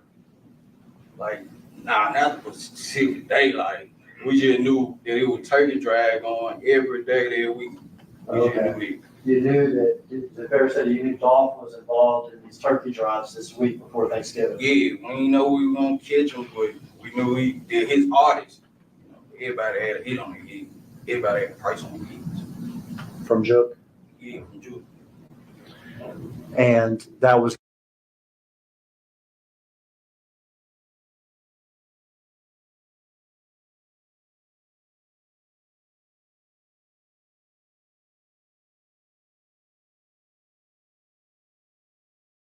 it's gonna be y'all's business this week. Yeah, that was our eating. When he arrived at the house, do you remember what he was driving? White Mercedes Benz. Okay, had you seen that car before? Nah, I ain't never saw that car. Did you get in the car with him? Yeah, I got him. Was there anybody else in the car? Nah, it was just me and Jesse. Were there any guns in the car? Yeah, they was on the back seat in the bag. Do you remember what kind of guns they were? A Draco, handgun. Okay.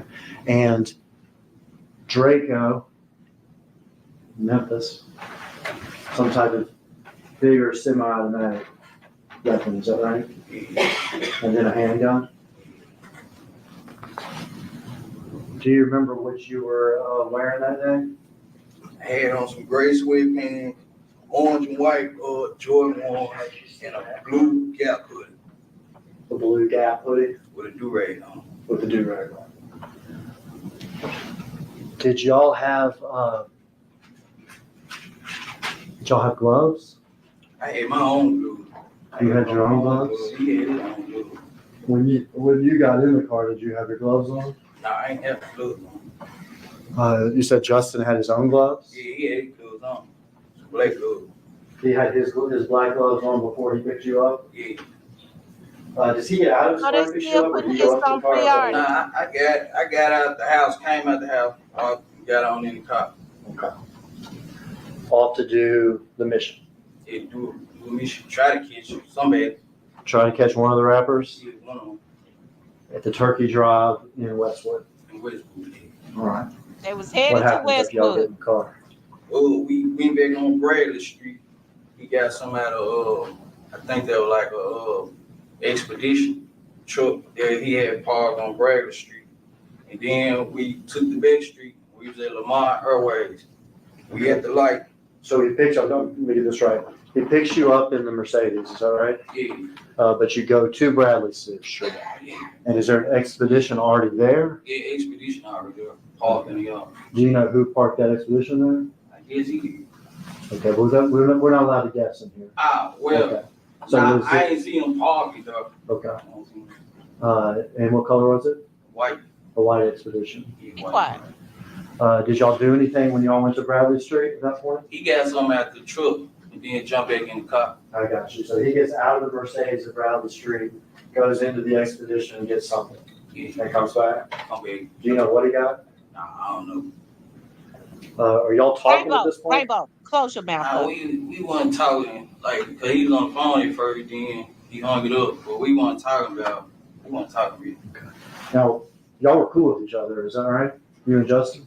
God.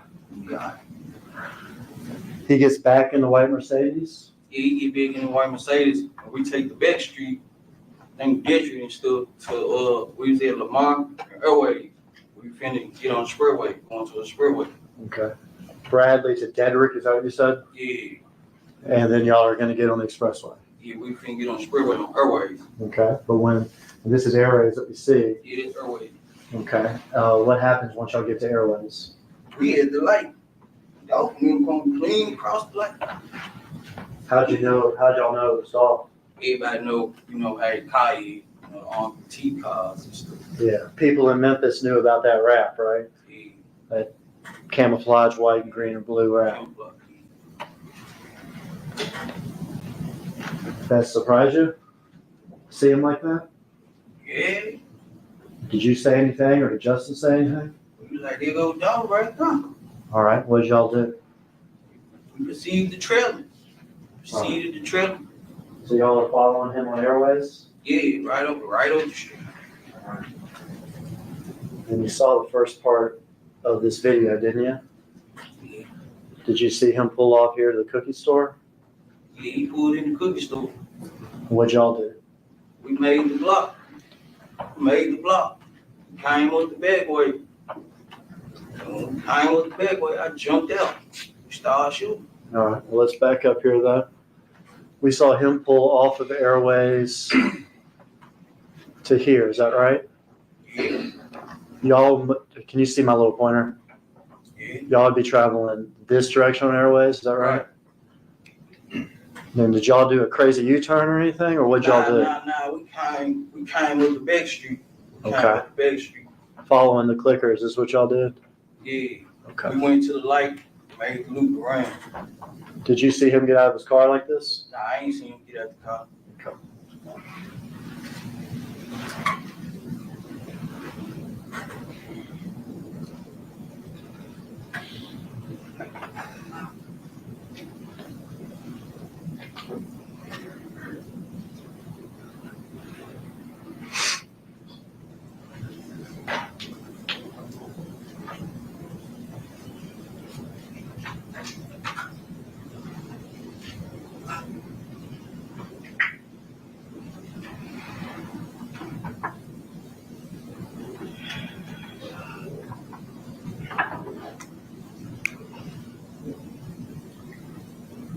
Say y'all, Yeah, that's us right there.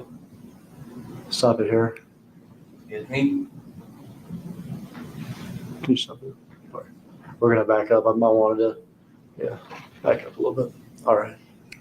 First guy out of the car, who's that? It's me. That's you? Which one of the guns do you have? I got the little Draco style going. When he hit him, he knocked him down. And that's why he started shooting down.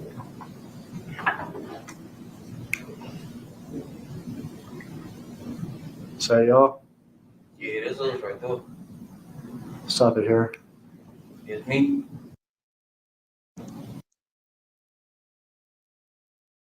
Can you stop it? All right. We're gonna back up. I wanted to, back up a little bit. All right. First guy out of the car, who's that? It's me. That's you? Which one of the guns do you have? I got the little Draco style going. Okay, that's that semi-automatic weapon, is that right? Yeah. You ever shot that thing before? I ain't never shot one of them. Okay. You can proceed, Iris.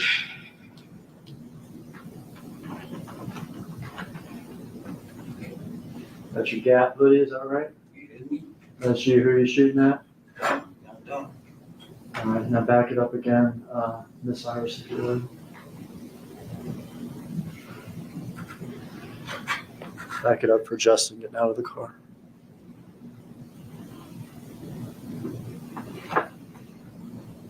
All right, who's the second person here that got out of the driver's side? It just, He's got the smaller handgun, is that right? yeah, bad baseball hat, bad pro baseball hat. You're firing this crazy thing. What you see? What are you feeling? I won't feel nothing at the time, but I ain't gonna even let it. I won't feel nothing at the time. I was just, trying to get some money. Trying to get some money? Bet you probably would have wasted on oxycodone and ecstasy. Trying to do something. You shot that gun a bunch? Right in there? Right then and there. Yeah, I can't tell you how many times I shot. I won't. I can't tell you. Aiming for Dolph. I ain't know. Was he able to say anything to y'all, or was he able to run or get away at all? I shot through the glass, so I wasn't close up on him. I was shooting through the glass. Okay. I saw him standing by the window. I just got out and started shooting. All right. Okay, proceed till Justin shoots. There with the handgun. Who's that? It just, All right, you proceed. All right, you can stop right here. It's Dolph's brother, Marcus. Did you know that he shot back at y'all? I ain't noticed until we pulled out There was a bullet hole in my side window. And I told Jesse, man, I'm hit. He was like, I'm hit too. So I see I'm hit right here on my leg, and I see a bullet hole in my sweater. I said, damn, I'm hit. So we driving out, he was saying he was hit. I'm talking to him, making sure we on Rick, making sure he's straight. I'm like, you all right? He's like, yeah, I'm straight. But the bullet had went in my arm. It was a bullet in my back. I'm gonna back up. You and Justin here are running to the white Mercedes, is that right? Right. You get in what side of the car? I get on the passenger side. And Justin gets back in the driver's side? Yeah, he get back on the driver's side. Y'all get in the car. You can watch the rest of the video here. Did y'all see Marcus getting a second gun from his car? Nah, but when we pulled out, and I knew it was shots back, I was finna shoot back, but there were too many cars coming, and I didn't just want to hit no anybody, so I didn't shoot back. Because Marcus was shooting at y'all as y'all were leaving from down here, is that right? Yeah, And you would be in the car at this point, yeah, we was in the car. looking backwards? Yeah, I was looking back, but we had, like, how we were driving, like, how he was driving, he was all the way on the other side, but, so I ain't want to just shoot back and hit nobody. So the shots, all the shots that you fired were the ones we saw right Well, they here. can't say the cookie with shop Dolph, block. is that right? Mark Yeah. out the cookie And shop no Justin more. too? Yeah, All right, so y'all didn't shoot back at Marcus as y'all were nah, I want driving. to shoot back at him.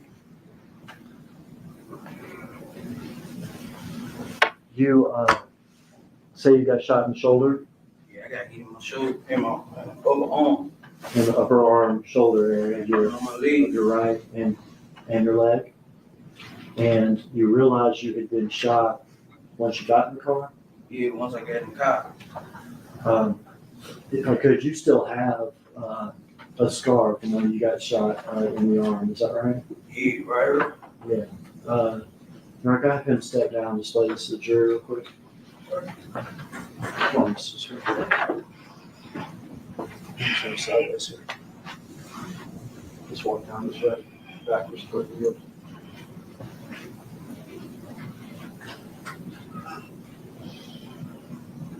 Make your stop.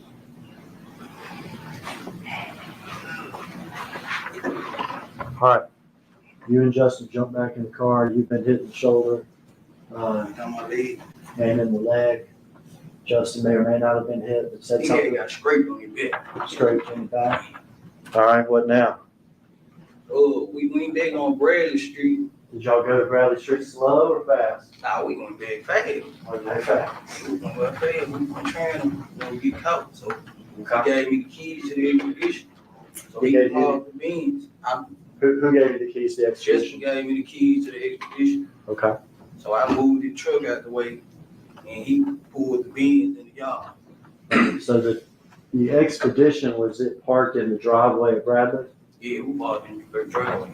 And he gives you the keys to the expedition? Yeah, You get inside to move it? yeah. And then where does he put the Mercedes? He put it like right there, where the expedition in the front yard.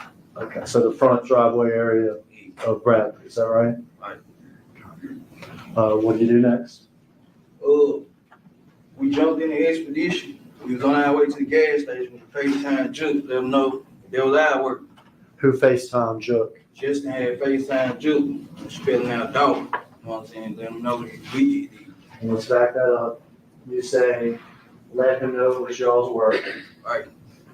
You said somebody spelled out Dolph. Who spelled out Dolph? Justin spelled out And dog. when you say spelled out Dolph, what do you mean? Right there. Sign language. With, Jailhouse sign with, language. Yeah. like this would be an O? But nah, yeah, I think I don't know how to do it, but Okay. something like that. All right, so there was some signing that y'all just took care of Dolph. Who's that? Short call, long call? It was short. Did you hear Jook say anything back? Yeah, he'll get with us when he get done with the kids, or get up on them. He'll get with y'all when, I didn't hear that last part. Get up, or get up with, finish with the kids, or something like that. But he was busy with his kids. Yeah, something like that. Gotcha, but he would get up with y'all after that. Okay. How you feeling at this point? He point, I'm hurting because I was shot.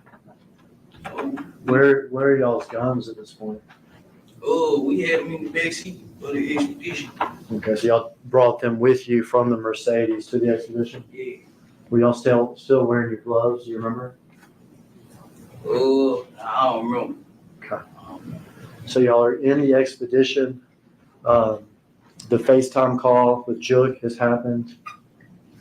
What do y'all do? Where y'all headed? What y'all saying? We went to the gas station, put some gas in the expedition truck first in the University Military area.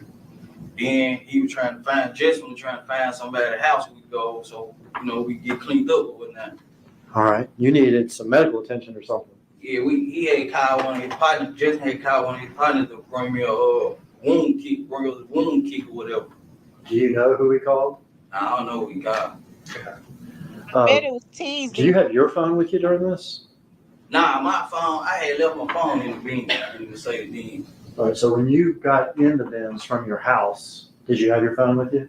Yeah, I had my phone, I put it in the glove department. Okay. When you got out to shoot off like we saw, do you have your phone with you? Nah, it was in the glove department of the bin. Okay. Had you put it in the glove department so that it wouldn't be on you, Yeah, I put it in. but you forgot? Yeah, I put it. So when you and Justin in the expedition, you don't have your phone, but he has his. Yeah. Is he able to make contact with somebody to figure out how to get stuff or where to go? Oh, he had called one of his cousins. He said whose house we went over in Whitehaven. So we cleaned up, trying clothes or whatnot. And Quit had called like, man, y'all gotta clean this stuff up. Quit had called. And I was like, man, get my phone at the car. Get my phone at the car, left my phone in the car. So he was like, all right, we need to move the car. That's what Quit was saying. So we talked to Jook right after, Yeah, but Quet too. yeah. And do you remember whether or not the conversations with Quet happened before y'all got to his cousin's apartment or after? Yeah, I can't recall. Okay. But it was all close together. Yeah, And tell me again what Quet said during these conversations? yeah, we had to get rid of that car. We had to move that car, get rid of it. Because y'all had put this car in a driveway on Bradley, right? Yeah, right across the street from your house. Right across the street from where Quet lives. West State. Right. He said y'all need to move this. Yeah, we gotta burn that junk up. Gotta get rid of it. Y'all were busy trying to get yourselves taken care of that. Yeah, we went, we changed clothes with them. I had whole peroxide on me and wrapped myself up, and I had to text my girl to come get me, text her the address off of her Justin phone to come get me. And let's get there, but you said that Justin had contacted his cousin about going to her place, is that right? Yeah, Is that Kiana Hopper? yeah, Did y'all in fact go to her place? correct. When y'all went to her place, what car were y'all in? We was in the White Expedition. When y'all get to her place, what do y'all do? We went inside, changed clothes, and we was in there. She had helped me for a minute before the Pedro, look wound like kit he came. said, She helped me everybody out or took the whatever. We deal changed for clothes, me. and the wound kit came. I was able to, put bandage on it and stuff like that. I want to show you a video. Because it was actually Cornelius that really took Dolph down. And Straight Drop so gangster, they all of them got played.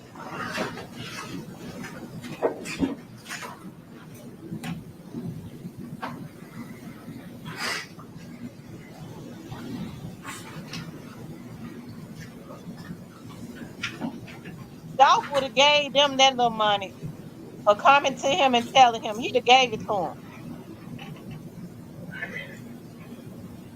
See that person there? Yeah.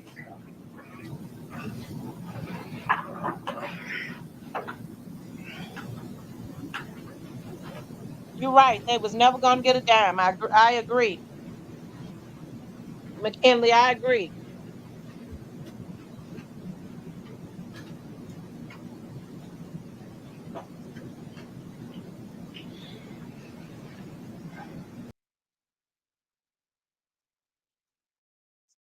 I agree 100%. They was never going to get a damn dime. They treated Cornelius just like he was a crackhead. Ain't no telling what Cornelius had been doing when he was off them pills and stuff. I'm telling you. In order for them to think that they could just treat him like that. Because I'm willing to bet Straight Drop got more than $800. Because see, Straight Drop went and bought Gucci, North Face, and all of that. So Straight Drop got more than 800. They was going to put all of the blame on Cornelius and kill Straight Drop. Okay, that's what was gonna happen.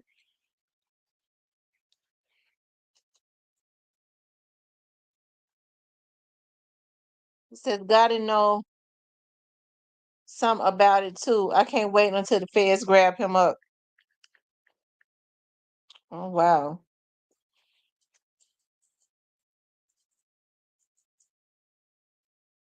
Everybody posting about Cornelius said he expected to be paid $40,000, but got $800 instead. They treated him like a damn crackhead for real.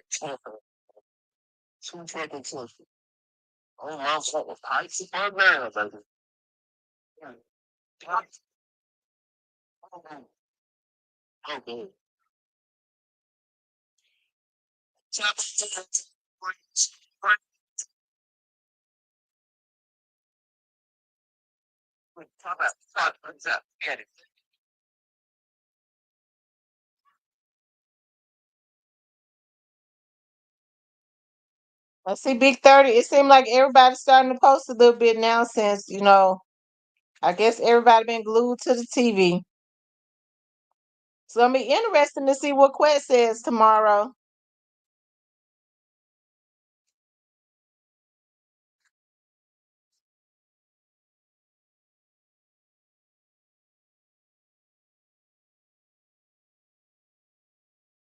Okay, you guys, I'm gonna open up the lines for you all to call in, okay?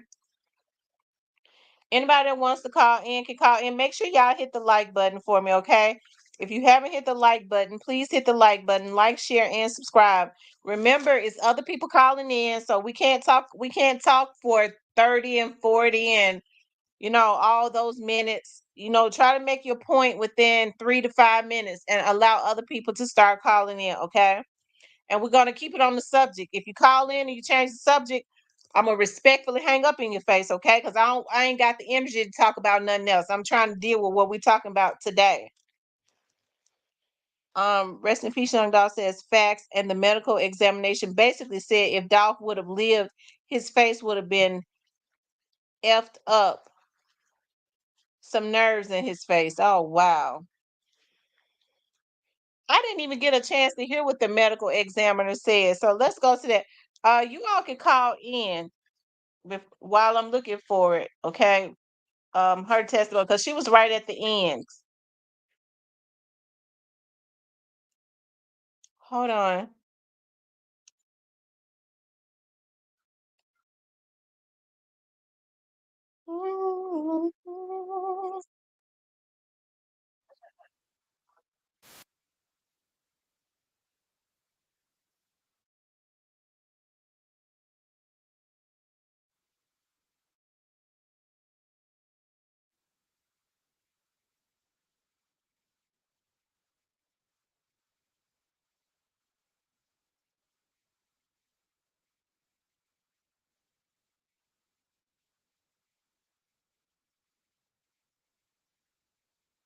This is something I just forgot to do. Did the police seize your telephone from Letitia after you gave it to her? Is that telephone 901-513-6236?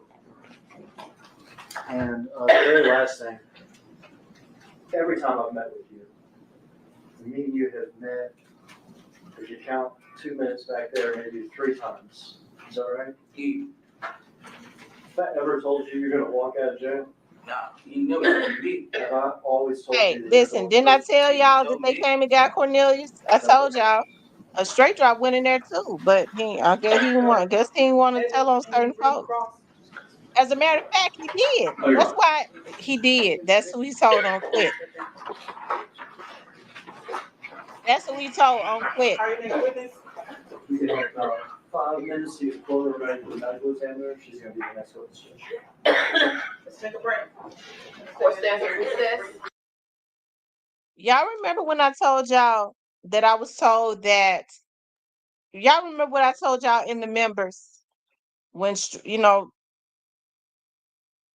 hold on. Hey, thanks for calling Real Talk with Tamara. How you doing, Pam?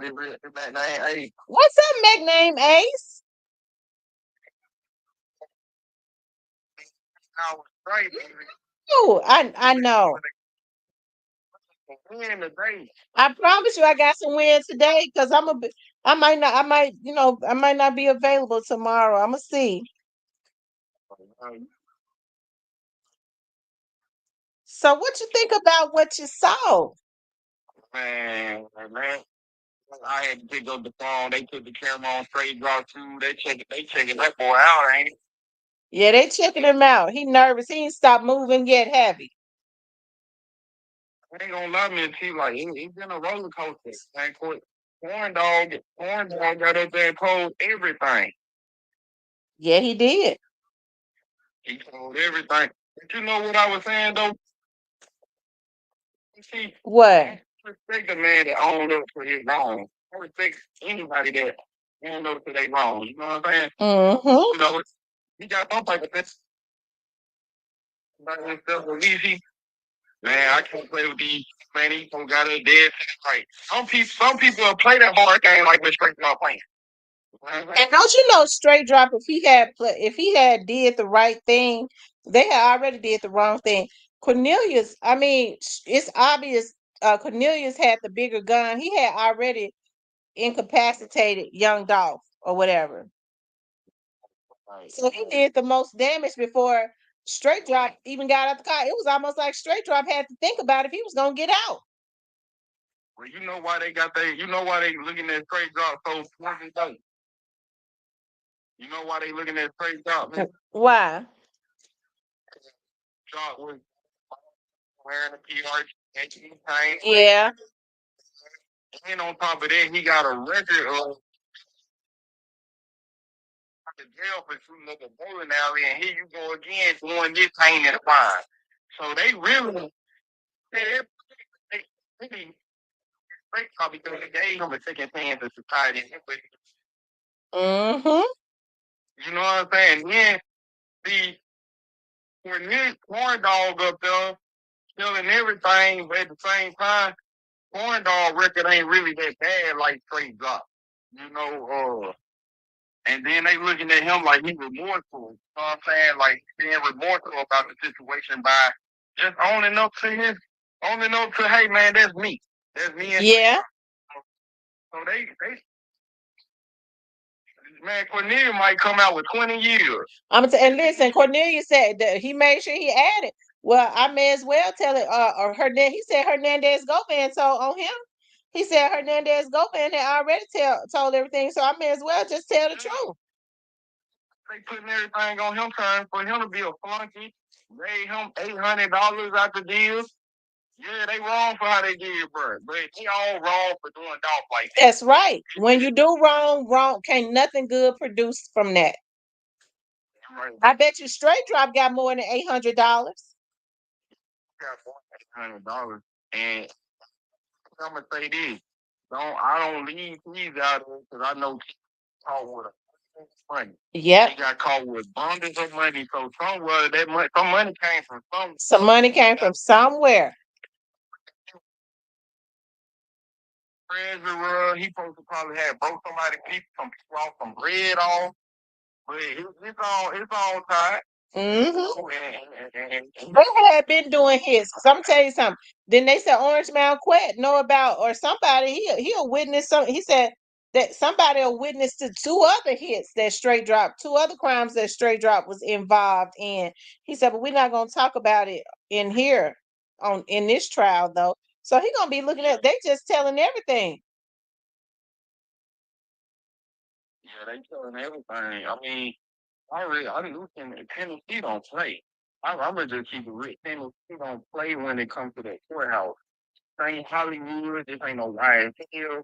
One folks straight to the point. They trying to get you home out the way, bro. We done made money off you 3 years, man. We ready to get you up out of here, go down the road. You know what I'm saying? And like I said, when you really think seriously about this situation, man, they still dog. So even if Cornelius up there telling thinking like a canary, I don't respect the situation, but at the same time, I respect the man for owning up to, hey man, I did. But y'all could have been did that. And it's hard when you got so many codependents. It's like quick. You got JJ, you got this dude, you got that dude. Man, but yeah, drop me in a bad situation, you know what I'm saying? And I don't want to speak too much on him, but he put a lot of people down from what I heard. Straight drop. Yeah, he put a lot of people down. Now he's sitting in court looking. I'm saying, I don't know. I just got a tender heart. I mean, I look at him as a young man, a young boy that tried to be in a grown man's world, and they chewed him up and spit him out. Yeah, I ain't gonna lie. I look at it like that too, man. You know what I'm saying? Like, growing up in them ages, growing through that city, that could have been anybody. But it's just like, looking at him, man, that I ain't even laughing at him. Like, I ain't laughing at him, but I ain't just like, damn, like, bro, it's your life, bro. Like you said, 26 years old, you messed your whole life up, man. And he can't stop rocking. He can't even stop rocking. Hey, Miss T, when I seen him pick up that pencil and start writing on the page like coloring, like he was coloring Miss T, that's what that crazy little other boy down there in Florida when he shot out on kids, bro, he was up in the courtroom drawing. When you see him in that trial drawing pictures, Miss T, it's over. It's over with. And he looking right now like he looking like I'm defeated. They used him. He getting the opportunity to hear what Cornelius got to say.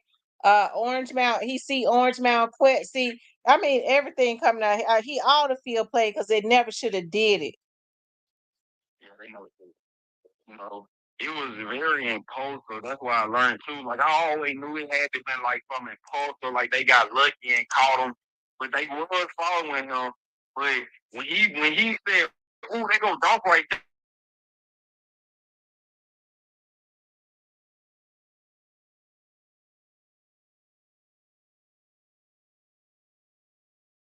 really wasn't in route. Got lucky and like, damn, there you go right there, and it just all went down. All went crazy. I seen all the guys post up. What on? Looking nice and stuff, and I think they still on a motorcycle riding in the wind. And I said, good girl, man. That's fine. Don't live in their life. Yeah, they just living their life, I tell you. And to see him shaking in a fetal position, I hope these young men see that this is how you end up.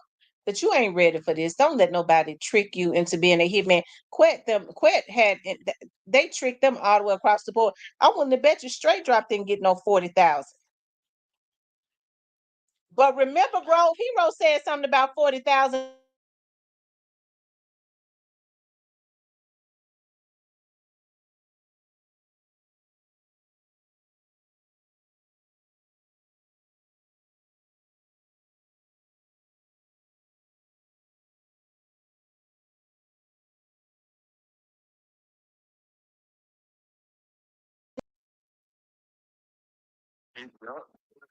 He got help out the way, and I ain't talking about no games. But yeah, he had to get out the way, or he was gonna be subpoenaed to court. He was gonna have to come to trial. He was gonna have to go to trial, but he was like, man, I'm finna go and get out the way. Send me up. Snakes on the plate. These niggas telling. That's what so he didn't say these niggas telling, but he was like, snakes on the plate, and I eat them for dinner and all this. Man, you know them folks. Man, you know them folks when they think at you. I tell you. Yeah, man, I ain't gonna hold the line though. I think 3-5 minutes though. He's doing his thing. And he been holding on, and it's just like, damn, it just all hitting the fan. Like, everybody do, you know what I'm saying? Like, people people were trying to figure out what was going on. And I don't fault people for having their own opinions and trying to figure things out on their own. But when you follow the news on certain things, and when they put the people in your face, it's like you gotta go with the puzzle to that.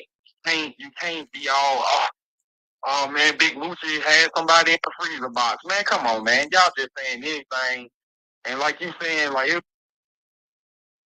gonna be some people from that side that try to, switch up the narrative. And you know what I'm saying? You know how that go. Mm-hmm. And, I'm just glad Dog getting his justice. You know, we've been, man, it's so real. You know, we've been getting stuff done today, but man, this trial made my day go by. Right. Man, I ain't gonna Miss T, like, man, all these other trials been going on. I've been falling asleep on them. I can't even watch this stuff. Until like Lil Woody came and he did the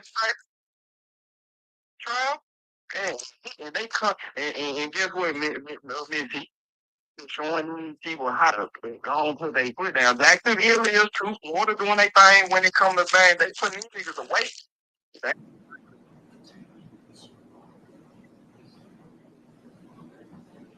Right. But that's what I said about it in the first beginning. I said, these niggas so stupid. Hey, Councilman, Tennessee, bro, they not gonna play with you, bro. You're tripping. But yeah, Miss T, I love you. I'm gonna get back in the chat, let somebody else call. Oh, yeah, Miss T, yeah, man. We just rocking. It's crazy. I'm appalled. I'm surprised that Cornelius not in that church today. Just made it like a cheesecake walk. Like, the DA loved him. The DA probably brought him a soda pop and some 13 when he got back and everything. He probably gave that nigga Chick-fil-A. Right. Well, we get ready listening to the medical examiner. I love you. Bye. I love you too. Bye-bye.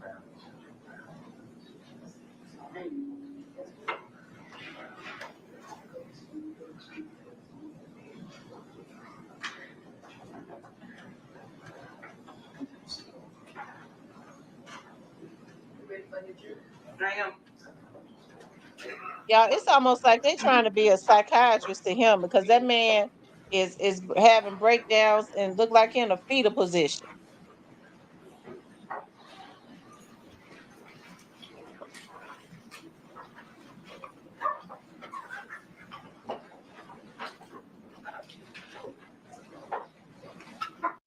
What started the chain of events that led to somebody dying. Is that different from manner of death? It is. How is it different? So the manner of death informs what happens to the cause of death. So manner of death is circumstances around those causes. So if it's something that happened naturally, that your body did all of it, that's natural. If it's something at the hands of another, it might be considered a homicide. If it's something that is happened in the course of doing something else, but it wasn't intentional to cause a death, it might be accident. And have you ever testified about your findings in court before about an autopsy? I have. Okay. Have you ever been qualified as an expert witness in the courts of this county or any other county? I have. Okay. And how many times about that? I think 4 times in Shelby County and a little bit more than that in outside counties in Tennessee and in St. Louis City and some St. Louis counties. Okay. Or Missouri counties, I should say. Your Honor, I now tender Dr. Scantlebury as an expert in forensic pathology and ask that she be allowed to state her opinions as to a reasonable degree of certainty, medical certainty. We would stipulate as to her expertise and have no objection. Thank you. I qualify Dr. Scantlebury as a expert in the area of forensic pathology. Thank you, Your Honor. So, Dr. Scantlebury, I now want to ask you about a specific autopsy. Autopsy number 2021-2619 for an Adolph Thornton Jr. Did you perform this autopsy? I did. Do you recall when the autopsy was performed? On November 18th, 2021. And did you make a report as to your findings and conclusions as a result of the autopsy of Mr. Thornton? I did. Okay. I want to pass you a document.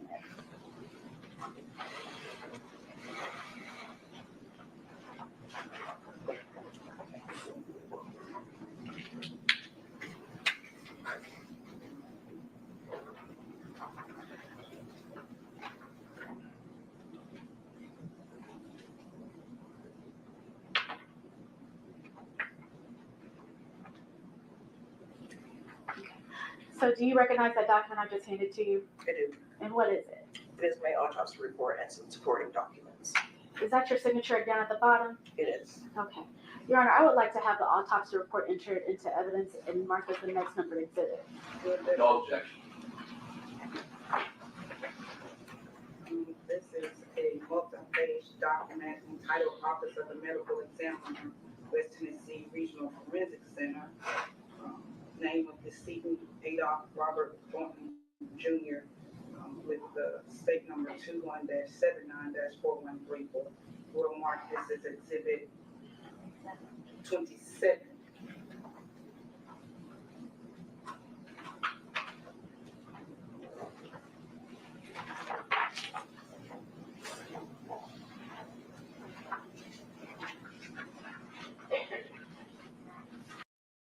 Right wrist and hand and a little bit of the forearm, and it should.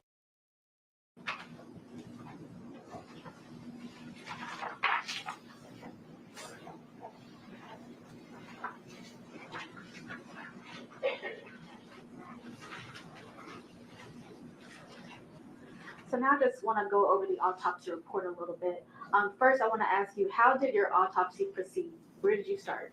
So I started with being notified of the death, and then I reviewed the investigative material that the medical legal death investigator performed or produced, and then I had requested what I needed done for the case. So it will start with me getting x-rays, and then the autopsy technician would be weighing the decedent. They would be taking measurements, and then they would undress them after taking pictures and documenting what they found on the body.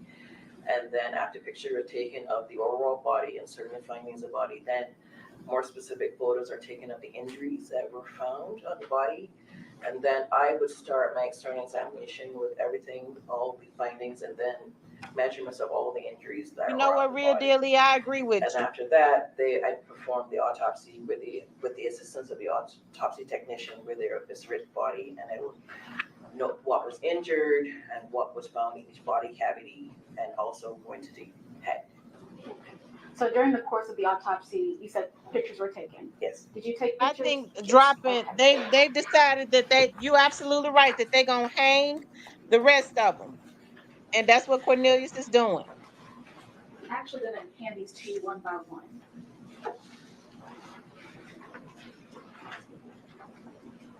Can you tell me what you see in that picture? So this is the right side of the head and neck, showing a large wound on the right jaw. Okay, you can place that one down. So because these have been previously marked, I need to know which one you're sending.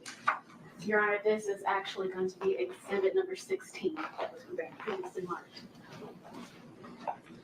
And now as to the exhibit number 17 that has been previously marked.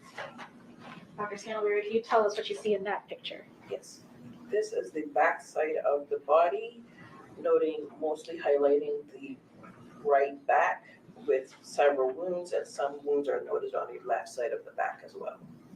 And you can see the wound on the right jaw. You can place that one down as well. As to exhibit number 18, could you tell me what you see in that picture? So this is a front side of the body, highlighting the left side, and it shows some gunshot wounds here. Okay, you can place that one down. And as to exhibit number 19, what do you see in that picture?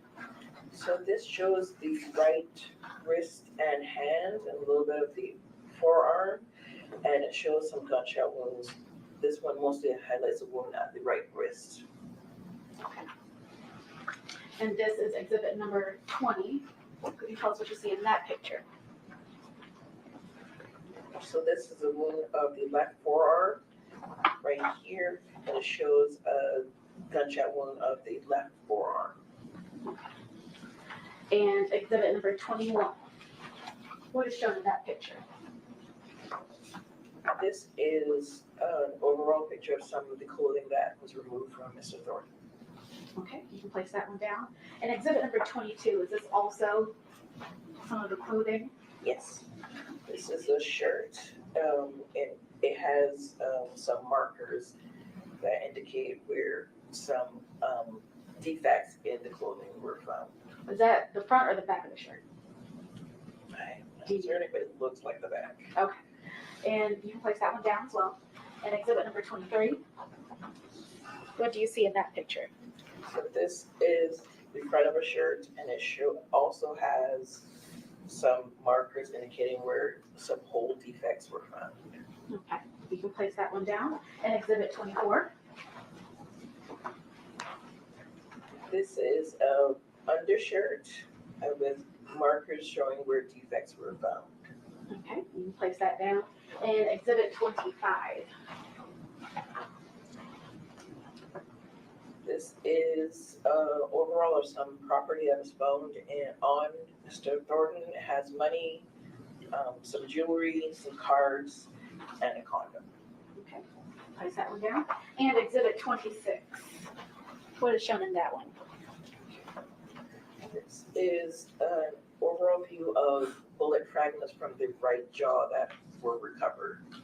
Okay, you can place that one down. Your Honor, we are asking that those photos that have been previously marked be entered into evidence. Will mark exhibits, will enter into evidence exhibits 16 through 26 that have been previously marked and identified by this witness into evidence. Have you not done it already? And if I could have those pictures back. Your Honor, may I have permission to publish to the jury? Judge, may we be briefly approached? You may.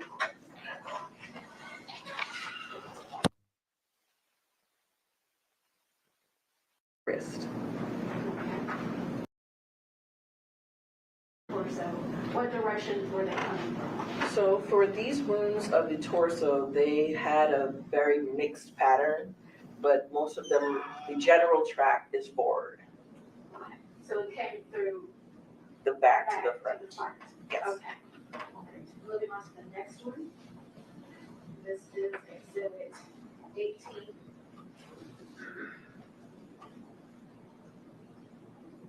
Could you tell us what we're looking at? This is the front of the body, mostly the left. This is his left arm here, his head is here, and his lower body would be here.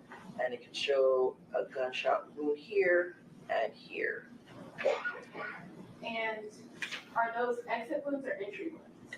Exit wounds. Okay. And how many did you say again that you calculated? 4. Okay. All right. Moving on to the next one. This is exhibit 19. Dr. Scanlon, can you tell us what we are looking at right here? This is the right side of the body, mostly highlighting the right upper extremity. This is the forearm here, the wrist, and the hand. And it highlights a large wound, gunshot wound of the right wrist.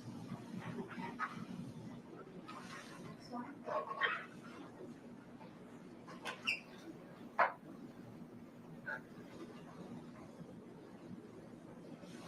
This is exhibit number 20.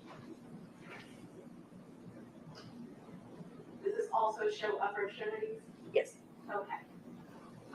So how many wounds are in this exact picture? 1. Okay. All right, moving on to the next exhibit, which is exhibit 21. Now, are these the victim's clothing? They are. Okay, so exactly what did he come to, what was he wearing when he came to you? These clothes. Okay, so we have two shirts, pair of jeans, boxers, shoes, and socks. Correct. Okay.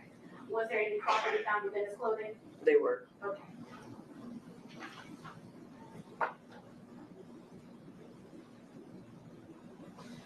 And this is exhibit number 22. And Dr. Stanberry, if you could just give me some clarification here. Are these white squares showing where there are holes in the clothing? Correct. Okay. Are there arrows on those white squares? They are. Okay. All right. And about how many holes in the clothing did you calculate? I did not cut those. Okay. Thank you. And the next picture is exhibit number 23. Now, it looks like the same photo, but is this the front or the back of the shirt? This is the front of the shirt. Okay, and do those white squares also indicate holes in the clothing? Correct. Okay. In exhibit 24, looks like this is an undershirt. And the same thing as the last shirt. Do those white squares indicate holes within that garment? Correct. Okay. And the next exhibit, number 25, could you tell us what we're looking at right here? So we're looking at the overall view of property that was found on or in pockets of the clothing for Mr. Thornton. Okay. Were there any weapons found within his clothing? I don't recall. Okay. What was that response? I don't recall.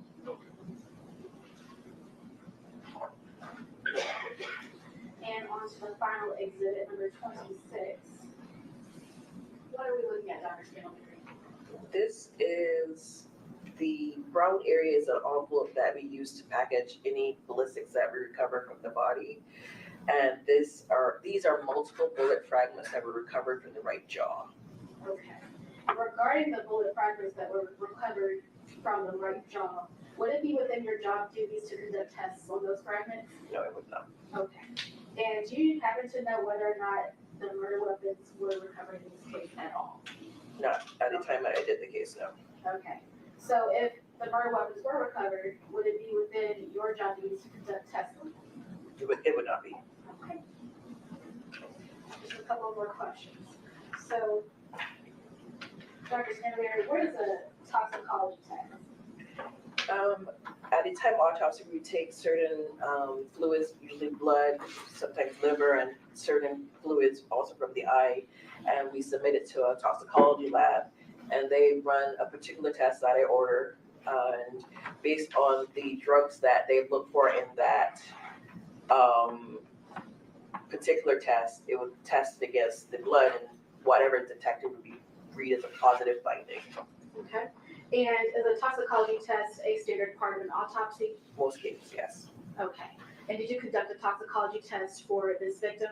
I did. And what were the results of that test? It was the active ingredient of marijuana was detected. Okay. So as to the total entry wounds to this victim, how many were there? 20. 20. Okay. How about the exit wounds? 4. Okay. And do you, in your medical opinion, were these gunshot wounds enough to cause death? They were. Okay. And within a reasonable degree of medical certainty, did you render an opinion as to the cause of this victim's death? I did. And what was the cause of that? Gunshot wounds of the head, torso, and neck. Okay. And did you render an opinion as to the manner of death? I did. And what was your opinion? Homicide. Your Honor, I will pass the witness. Mr. Evans? Thank you, Your Honor. Just have a few questions.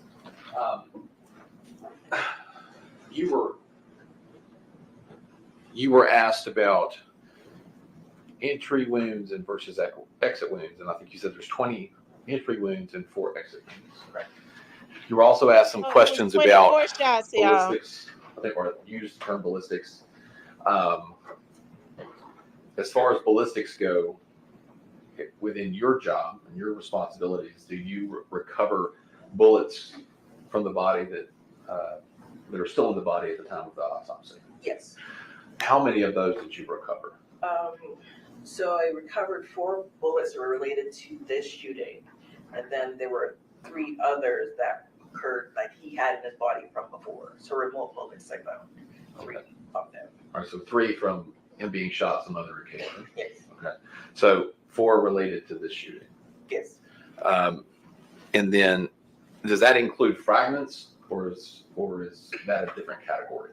So in this case specifically, he had several fragments, and some due to evidentiary value, they're very small. I didn't recover all of them, but I recovered the larger ones. Yes. Okay, and is that inclusive in the number that you just gave me of the bullets recovered? Yes. Okay, were some of those intact? Most weren't. Most weren't. Yeah. But to your recollection, were any intact? 1. one was intact. And it would be your procedure and policy as the medical examiner to package any of those bullets and bullet fragments in the brown envelope, right? And send those back to law enforcement to let them do any potential ballistic firearms testing on them, correct? Correct. And did you do that in this case? Yes. All right, thank you. Okay, that was the testimony, that I didn't get to see all of. Yeah, it's a sad thing. It really is. It's they did him dirty. And Dolph was a little bitty little thing too, tall and skinny. Um, all those holes that they put in him, and it was I mean, that Cornelius had basically already did it. And then when he knocked him down, Straight Drop came and there was some we saw him popping in him, so he probably hit him in the head and everything, in the neck and everything else. So they both are equally responsible for what had happened to him. But y'all, listen, I don't know what to say other than, hey, it's sad that each artist had a bag on their head, like they had an amount. And I find it, I find the timing of Big Jukes unalive and suspicious myself now. So, um, Straight Drop had an automatic gun just as deadly. Absolutely.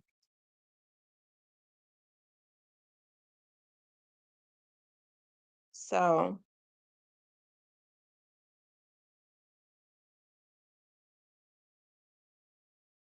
um, yeah, what happened?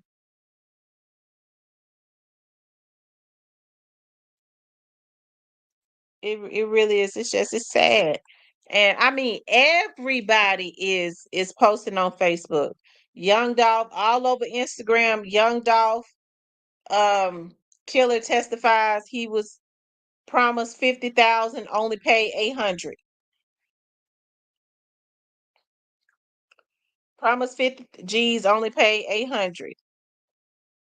Says at the rate this trial won't last long. No, I mean, I see why Hagerman says now that this particular trial is gonna only last for 1 week. Hey, thanks for calling Real Talk with Tamara.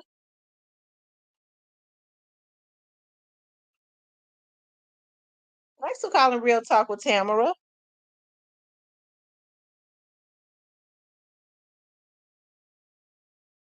Now you are on there. My question is, what is it? Was curious thing was when they showed the video at the girl in the cookie shop. Like she saw them coming, but didn't make him aware alert him of anything. She just put back or ran back. What's your That well, let me just say this because hey, because we didn't see we didn't hear the audio. Um, I did. you heard the audio? Wait a minute, you heard the because well, for some reason we didn't hear it. Were you all when they showed the audio or the video of the cookie shop? You're saying that you was able to hear the audio? No, no, I didn't. I was actually looking at it. I'm sorry. Well, my thing was that she put the cookie down and she went to the back. She ran to the back. I don't know whether she did or not, but that is what I was just looking at. And I was like, did she say anything or what? They came up so fast that maybe that was the reason. Yeah, I'm sure it scared her because she might have said, "Oh my God." You never know. It might be the reasons why Marcus was able to get out the way. I'm sure if we had been able to see their reaction, then we may would have seen if she had said something, we may would have seen him turn around or anything because he was up on that glass.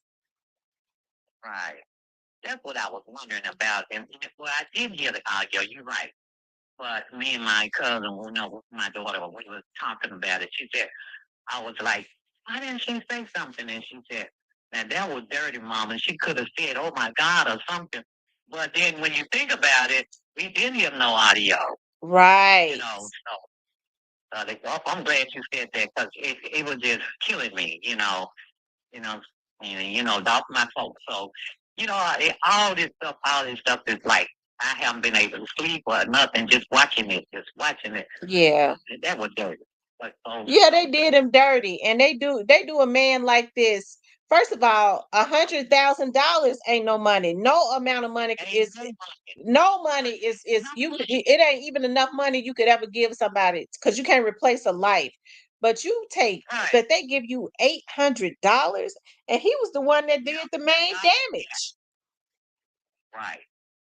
And I wonder where all the other ones went to, or they didn't ever get it. They probably didn't ever get it. I think they gave Straight Drop some, and Orange Mountain Quay got the rest.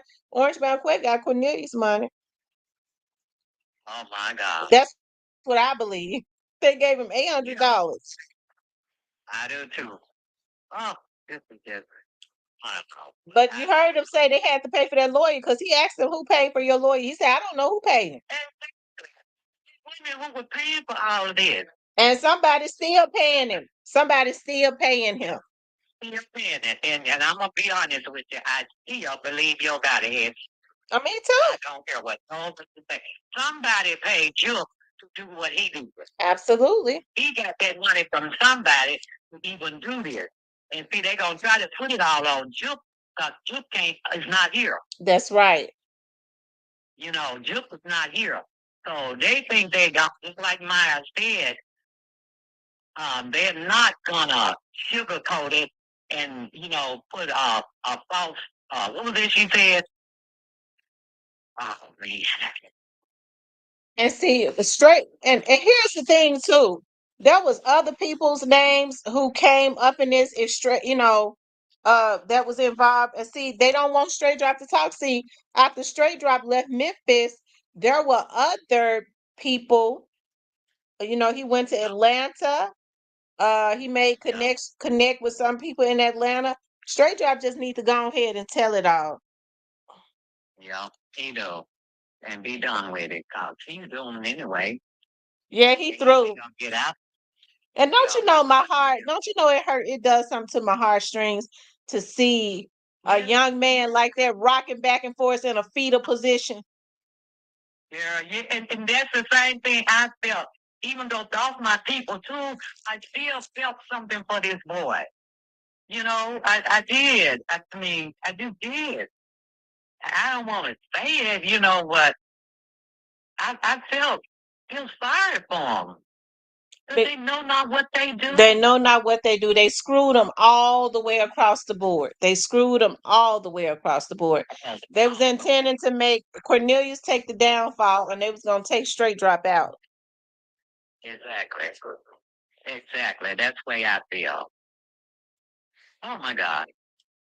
Okay, I just had to say something, but I was wondering about that. But then you did bring to my attention it wasn't on audio. So right. Okay. All right, then. You have a blessed day. Okay, you too. Bye-bye.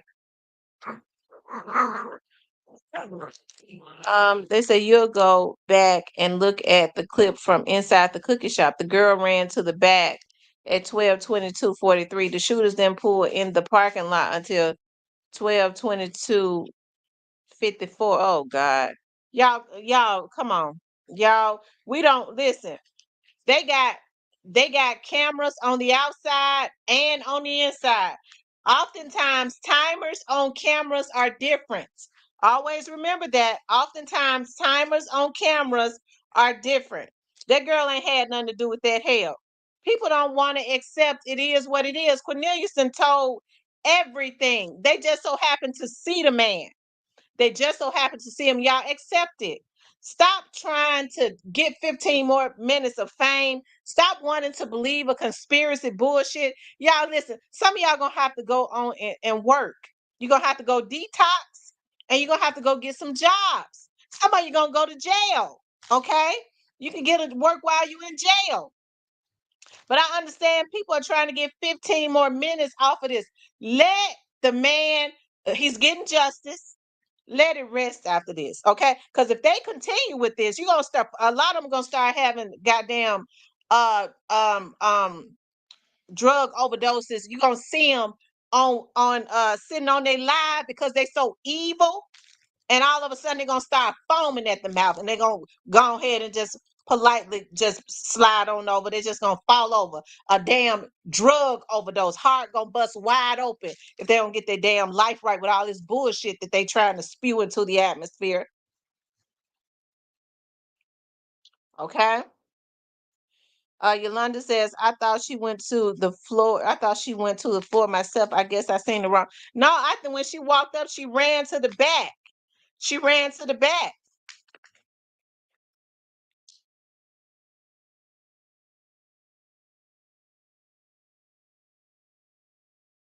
That's right. They shouldn't have never touched him. They shouldn't have never touched him. So always remember that. I don't remember who it was that said that the timers were different, but I got to thinking about different vloggers. I'm not talking about you, love, but I want you to remember that sometimes cameras, the timers are different. They be a little bit off by a couple minutes or seconds. Okay. Yeah, let's replay the inside. Let's do that. Come on. Okay, I'm glad. Okay. Let's do that. Because it's all over Facebook.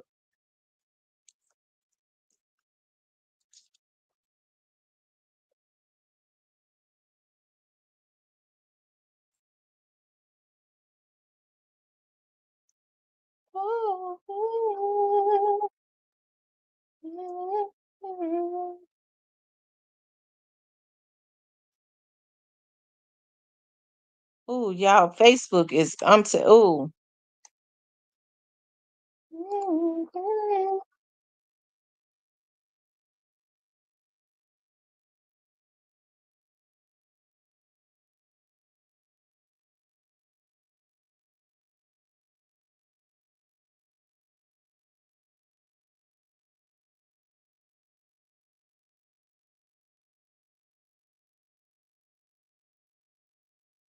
They said hopefully these young men are paying attention to the Young Dogs trial. A group of broke individuals killed a millionaire on behalf of another millionaire, all for $100K that none of them even received. Now everyone involved is turning on each other. This the street life we glorify. Absolutely 100% true.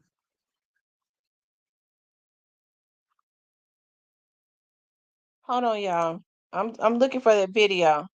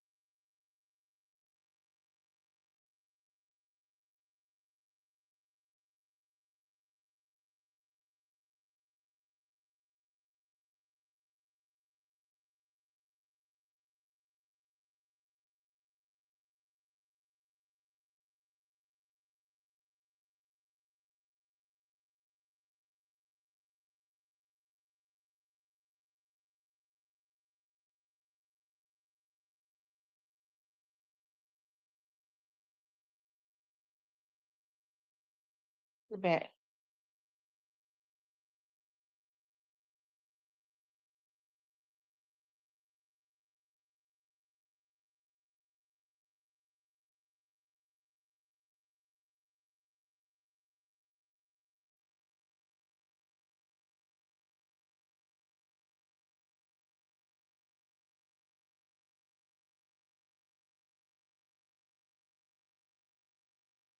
Get back.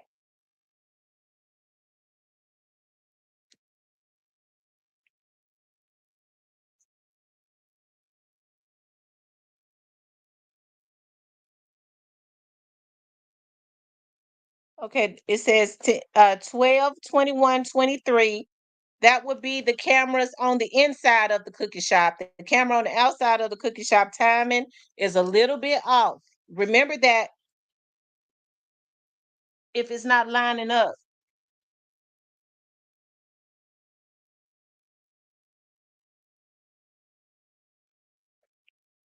Get back.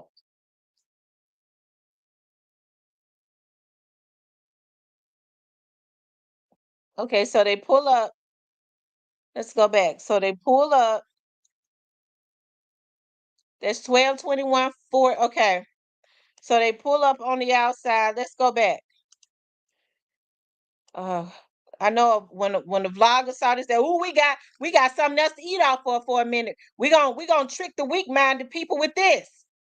But yeah, I ain't gonna let it work. This 12, 22, 12, 22, 12. That was 12, 22, 12 when they walked in. Okay. And it's 12, 21. Okay, so that's 12, 2109 when they pulled up. It's showing 12, 2109 when they pulled up. So that kind of lines up. Because when they got out, it was 12, 22. So 12, 21 when they pulled up, the inside camera is showing 12, 21, 27.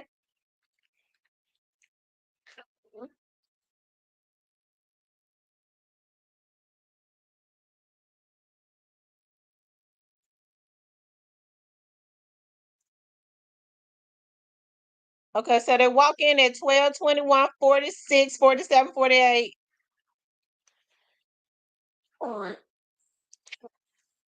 Okay, so he makes it into the shop at 12, 21, 52. I mean, it ain't no difference.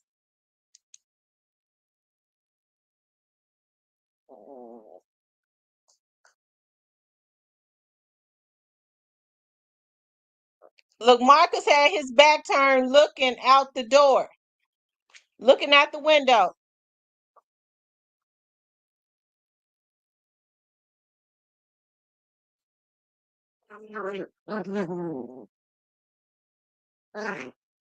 He stepped over to the side.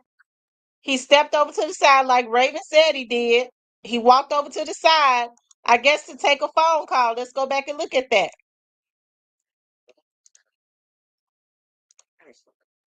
His phone rings. Y'all, his phone rings. He steps over to the side. Pay attention to that.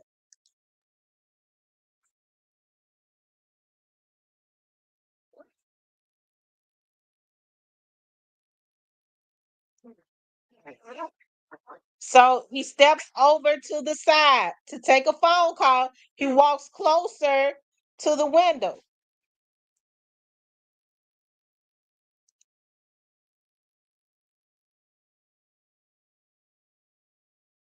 And he had his back turned, and Marcus's back was turned.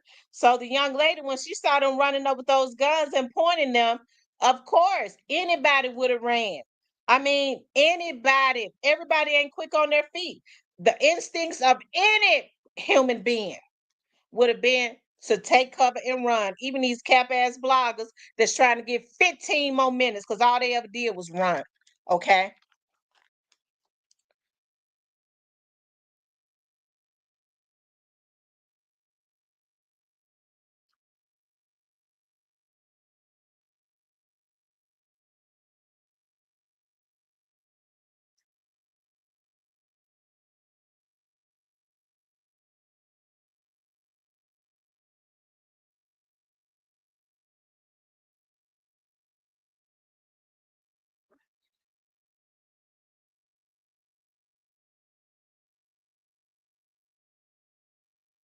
There was only one worker that was working in there. The owner pulled up when Marcus, right after it happened. We don't, she probably did. Yeah, we don't know. It ain't no audio. It ain't no audio. So how do you know she didn't say, oh my God? How do you know?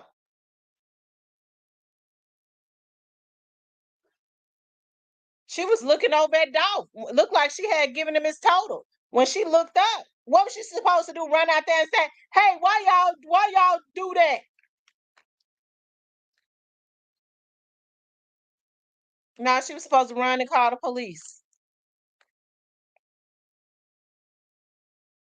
If the audio is not on, then you don't know what she said.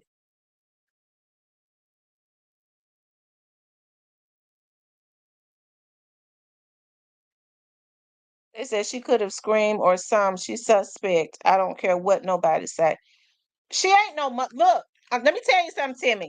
I don't mean no harm, but I understand that y'all been looking at some of these other crackhead vloggers. Y'all can't bring that energy into my chat. I can't let y'all do that. I'm serious. I can't. A lot of these other vloggers are infested with evilness. I'd be glad when something happened to them. But you cannot bring their energy into here. I rebuke that, and I'm serious. You cannot bring that evil infestation into my chat of these other vloggers that's trying to get 15 more minutes. Them motherfuckers wasn't there. They don't live in Memphis. It ain't even no audio. It ain't no audio. You don't know what she said. I rebuke that in the name of Jesus. Take that shit back over there before something happens to you. Get up out of my chat if you come from another vlogger, evil, demented, sick, twisted vlogger, and you trying to bring that into my chat. I don't want that in my chat.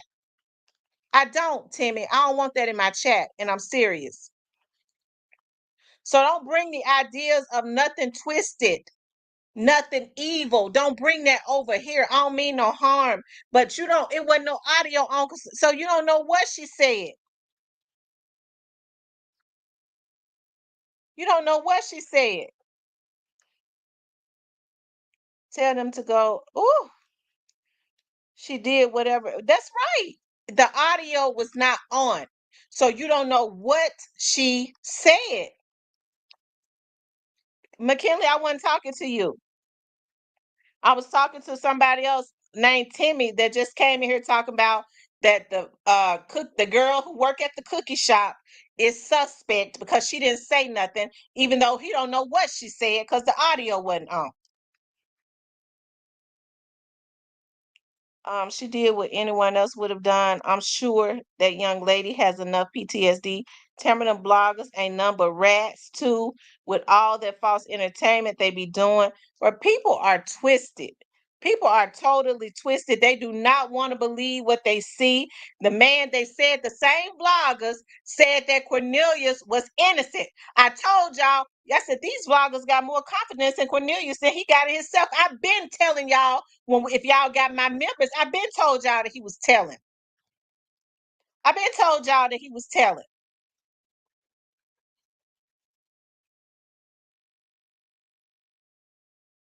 But folks was trying to make y'all believe that Cornelius had nothing to do with this when the man said himself, that was me out there. And Rose says people is still lying with a video by the state being released. Playtime is over. Stop making up stuff. These bloggers lied for 3 years to get a check. A man lost his life. You absolutely right. Most people never been through nothing. They don't know about freezing in the moment. Miss T, forget them bloggers. They big mad. Pernell says they going live on YouTube to get reactions on their channel. Hey, Miss T, sure did said thank you, Quilla. Cornbread, the one that had the machine gun, did multiple damages. When folks were saying that was Straight Drop, I said, nah, that was Cornelius. I said, remember, Cornelius was skinnier. It was him. And the one with the other gun looked just like Straight Drop. So, listen, y'all, just take what the people say. If I think Cornelius has detoxed, I don't think Cornelius would get up there and you got folks saying that wasn't none of Cornelius, that wasn't none of him. And people believe it. And although the man is now verbally saying, they ain't got to believe me no more. The man saying to himself, that was me. And that was Straight Drop. There wasn't none of him. I mean, I don't know what to say other than people saying anything. Either they're twisted and demented, or they just saying anything for a check. Okay, hold on. I didn't see that phone call. Hold on.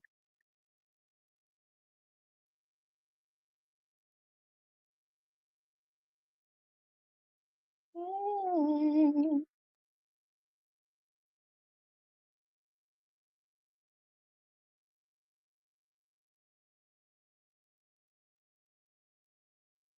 hold on, y'all.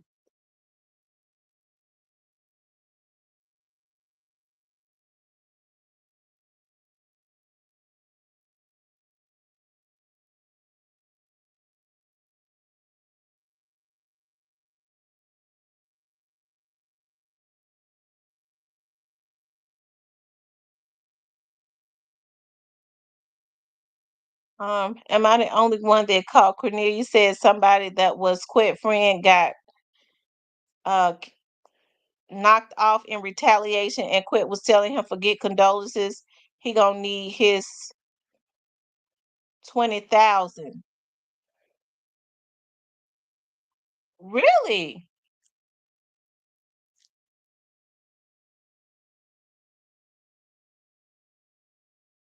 They said rest in peace, young dog. That's why his ass need the rat to rot in jail.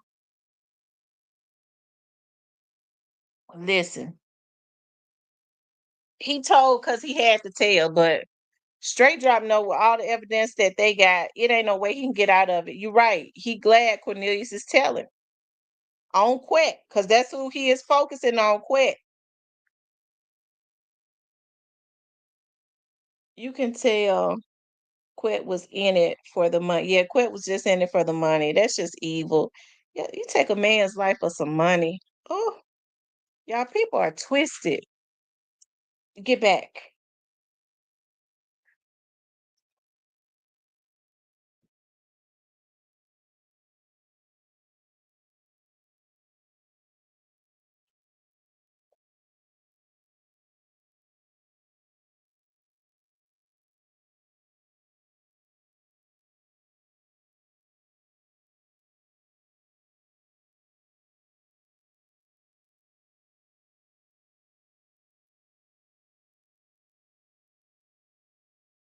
I don't know where Shondell if they took that warrant off of him. Those warrants. He pointed at the cookies that he wants. He got on his PRE chain.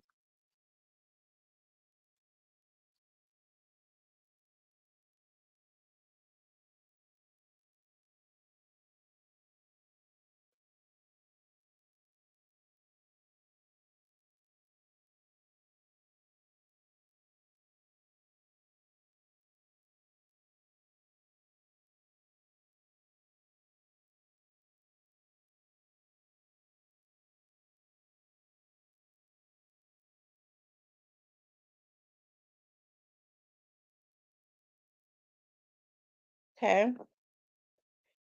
Oh, Lord have mercy. Yeah, because when Marcus walked in, he had his back looking out the window. He was looking out the window.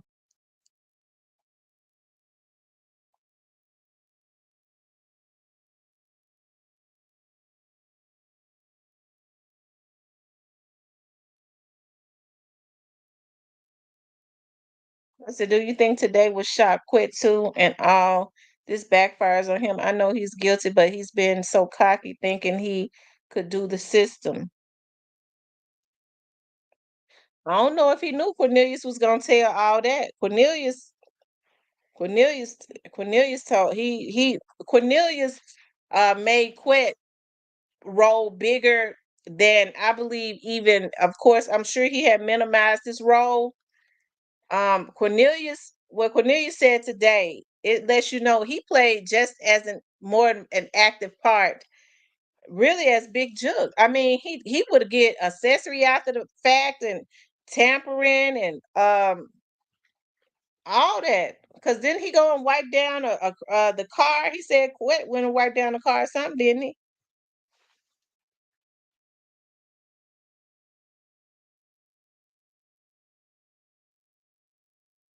He didn't say how many years he was offered. I just pray God keeps his arm around Dolph's family. Me too. You never catch me doing nothing like this. I am too street. I know money is a paper trail from show money and all. That's whew. Y'all, this has been I know I've been on here all day and I'm gonna have to go and get out because I'm starting to get grouchy and stuff. Because I can't take it when people, and I don't mean no harm. I be wanting for people to be able to have their own opinions. Let me just say this. I don't have no issues with people having their own opinions, okay? I don't. I be wanting for everybody to speak their own opinions as long as I don't feel like they're bringing what trying to spread a narrative in my chat, because I know when certain vloggers put stuff out, they send people to try and spam the chat with their narratives so that they can be more believable. So that's why I shut it down like I do. I abruptly just shut it down and I don't have no patience for it. But if I feel like a person truly go, but this is just how I feel, Miss Tam, like this is how I feel, then I don't have, because people have a right to feel however they want to feel, right? But y'all, it's obvious a lot of it was put out today. I don't think that this vitriol should still be circulating into the atmosphere when all of this, when they're putting everything out. Okay.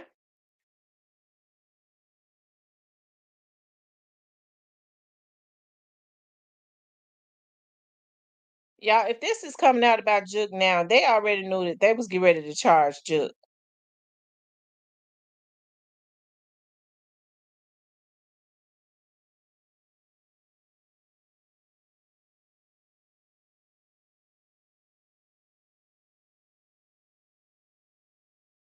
Wonder what.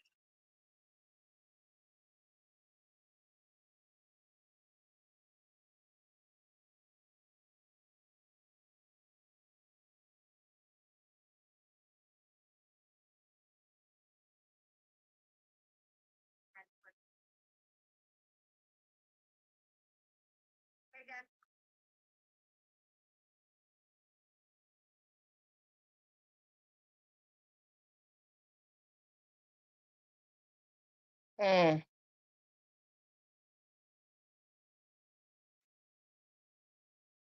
I tell you.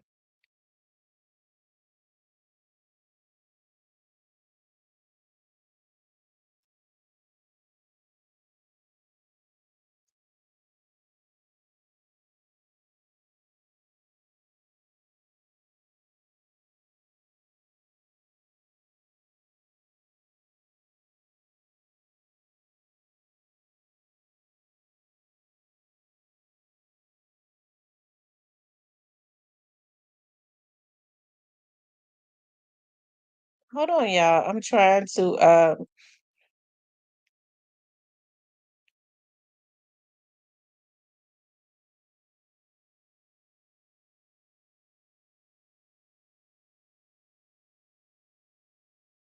like I said, I don't see a whole lot of people posting.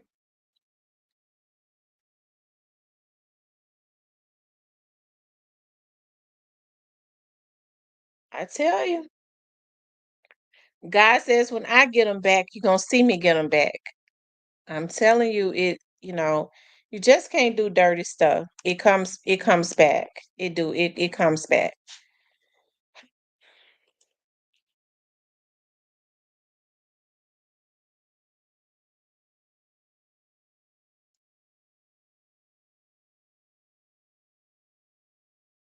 How the F is Quet so chill? He walking around. Well, I don't know if Quet knew that Cornelius was going to tell all he told. I don't know if Quet knew that Cornelius was going to. And guess what? So now I can say it. So I was told. So now I see now I see what's going on. When I went into the members and said that Straight Drop had a meeting, and when he was taken to that meeting in the witness, not in the witness, but in the interview room in the jail, when he walked in, the investigator said, "What you got?" So now I see, because it seems to me that Straight Drop's attorney has turned on Big Jook. Straight Drop's attorney has turned on Big Jook. So I believe that Straight Drop got ready to tell something on Big Jook and just decided that he wasn't going to talk at this point. I mean, not Big Jook, but on Orange Mound Quick.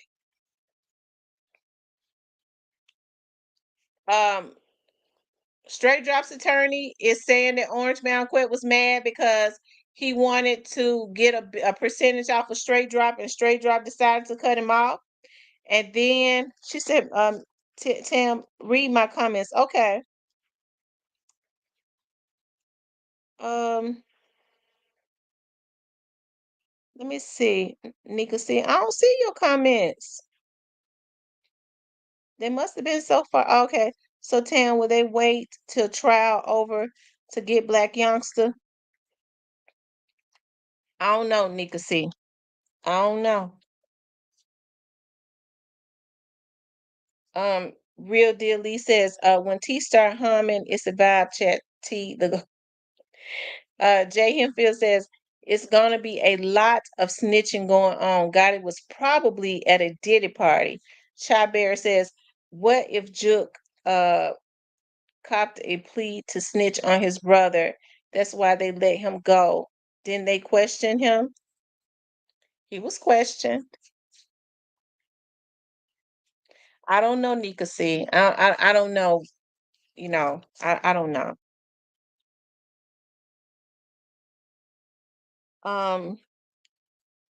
Mr. B. Shang Dog says, I don't know why some of my comments not posted, but check that, Miss T. Okay, he said some of his comments are not posted.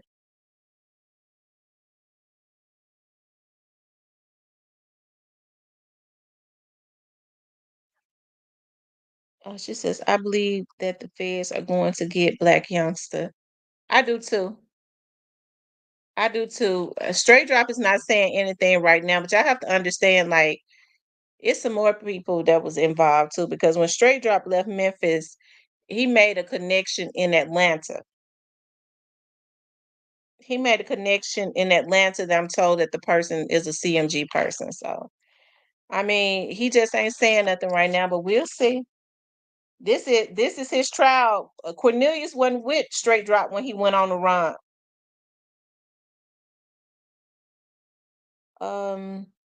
It was just talk until Youngster inherited the beef, and Big Head gave him a bag and understood what it was for without saying a word. Absolutely. Absolutely.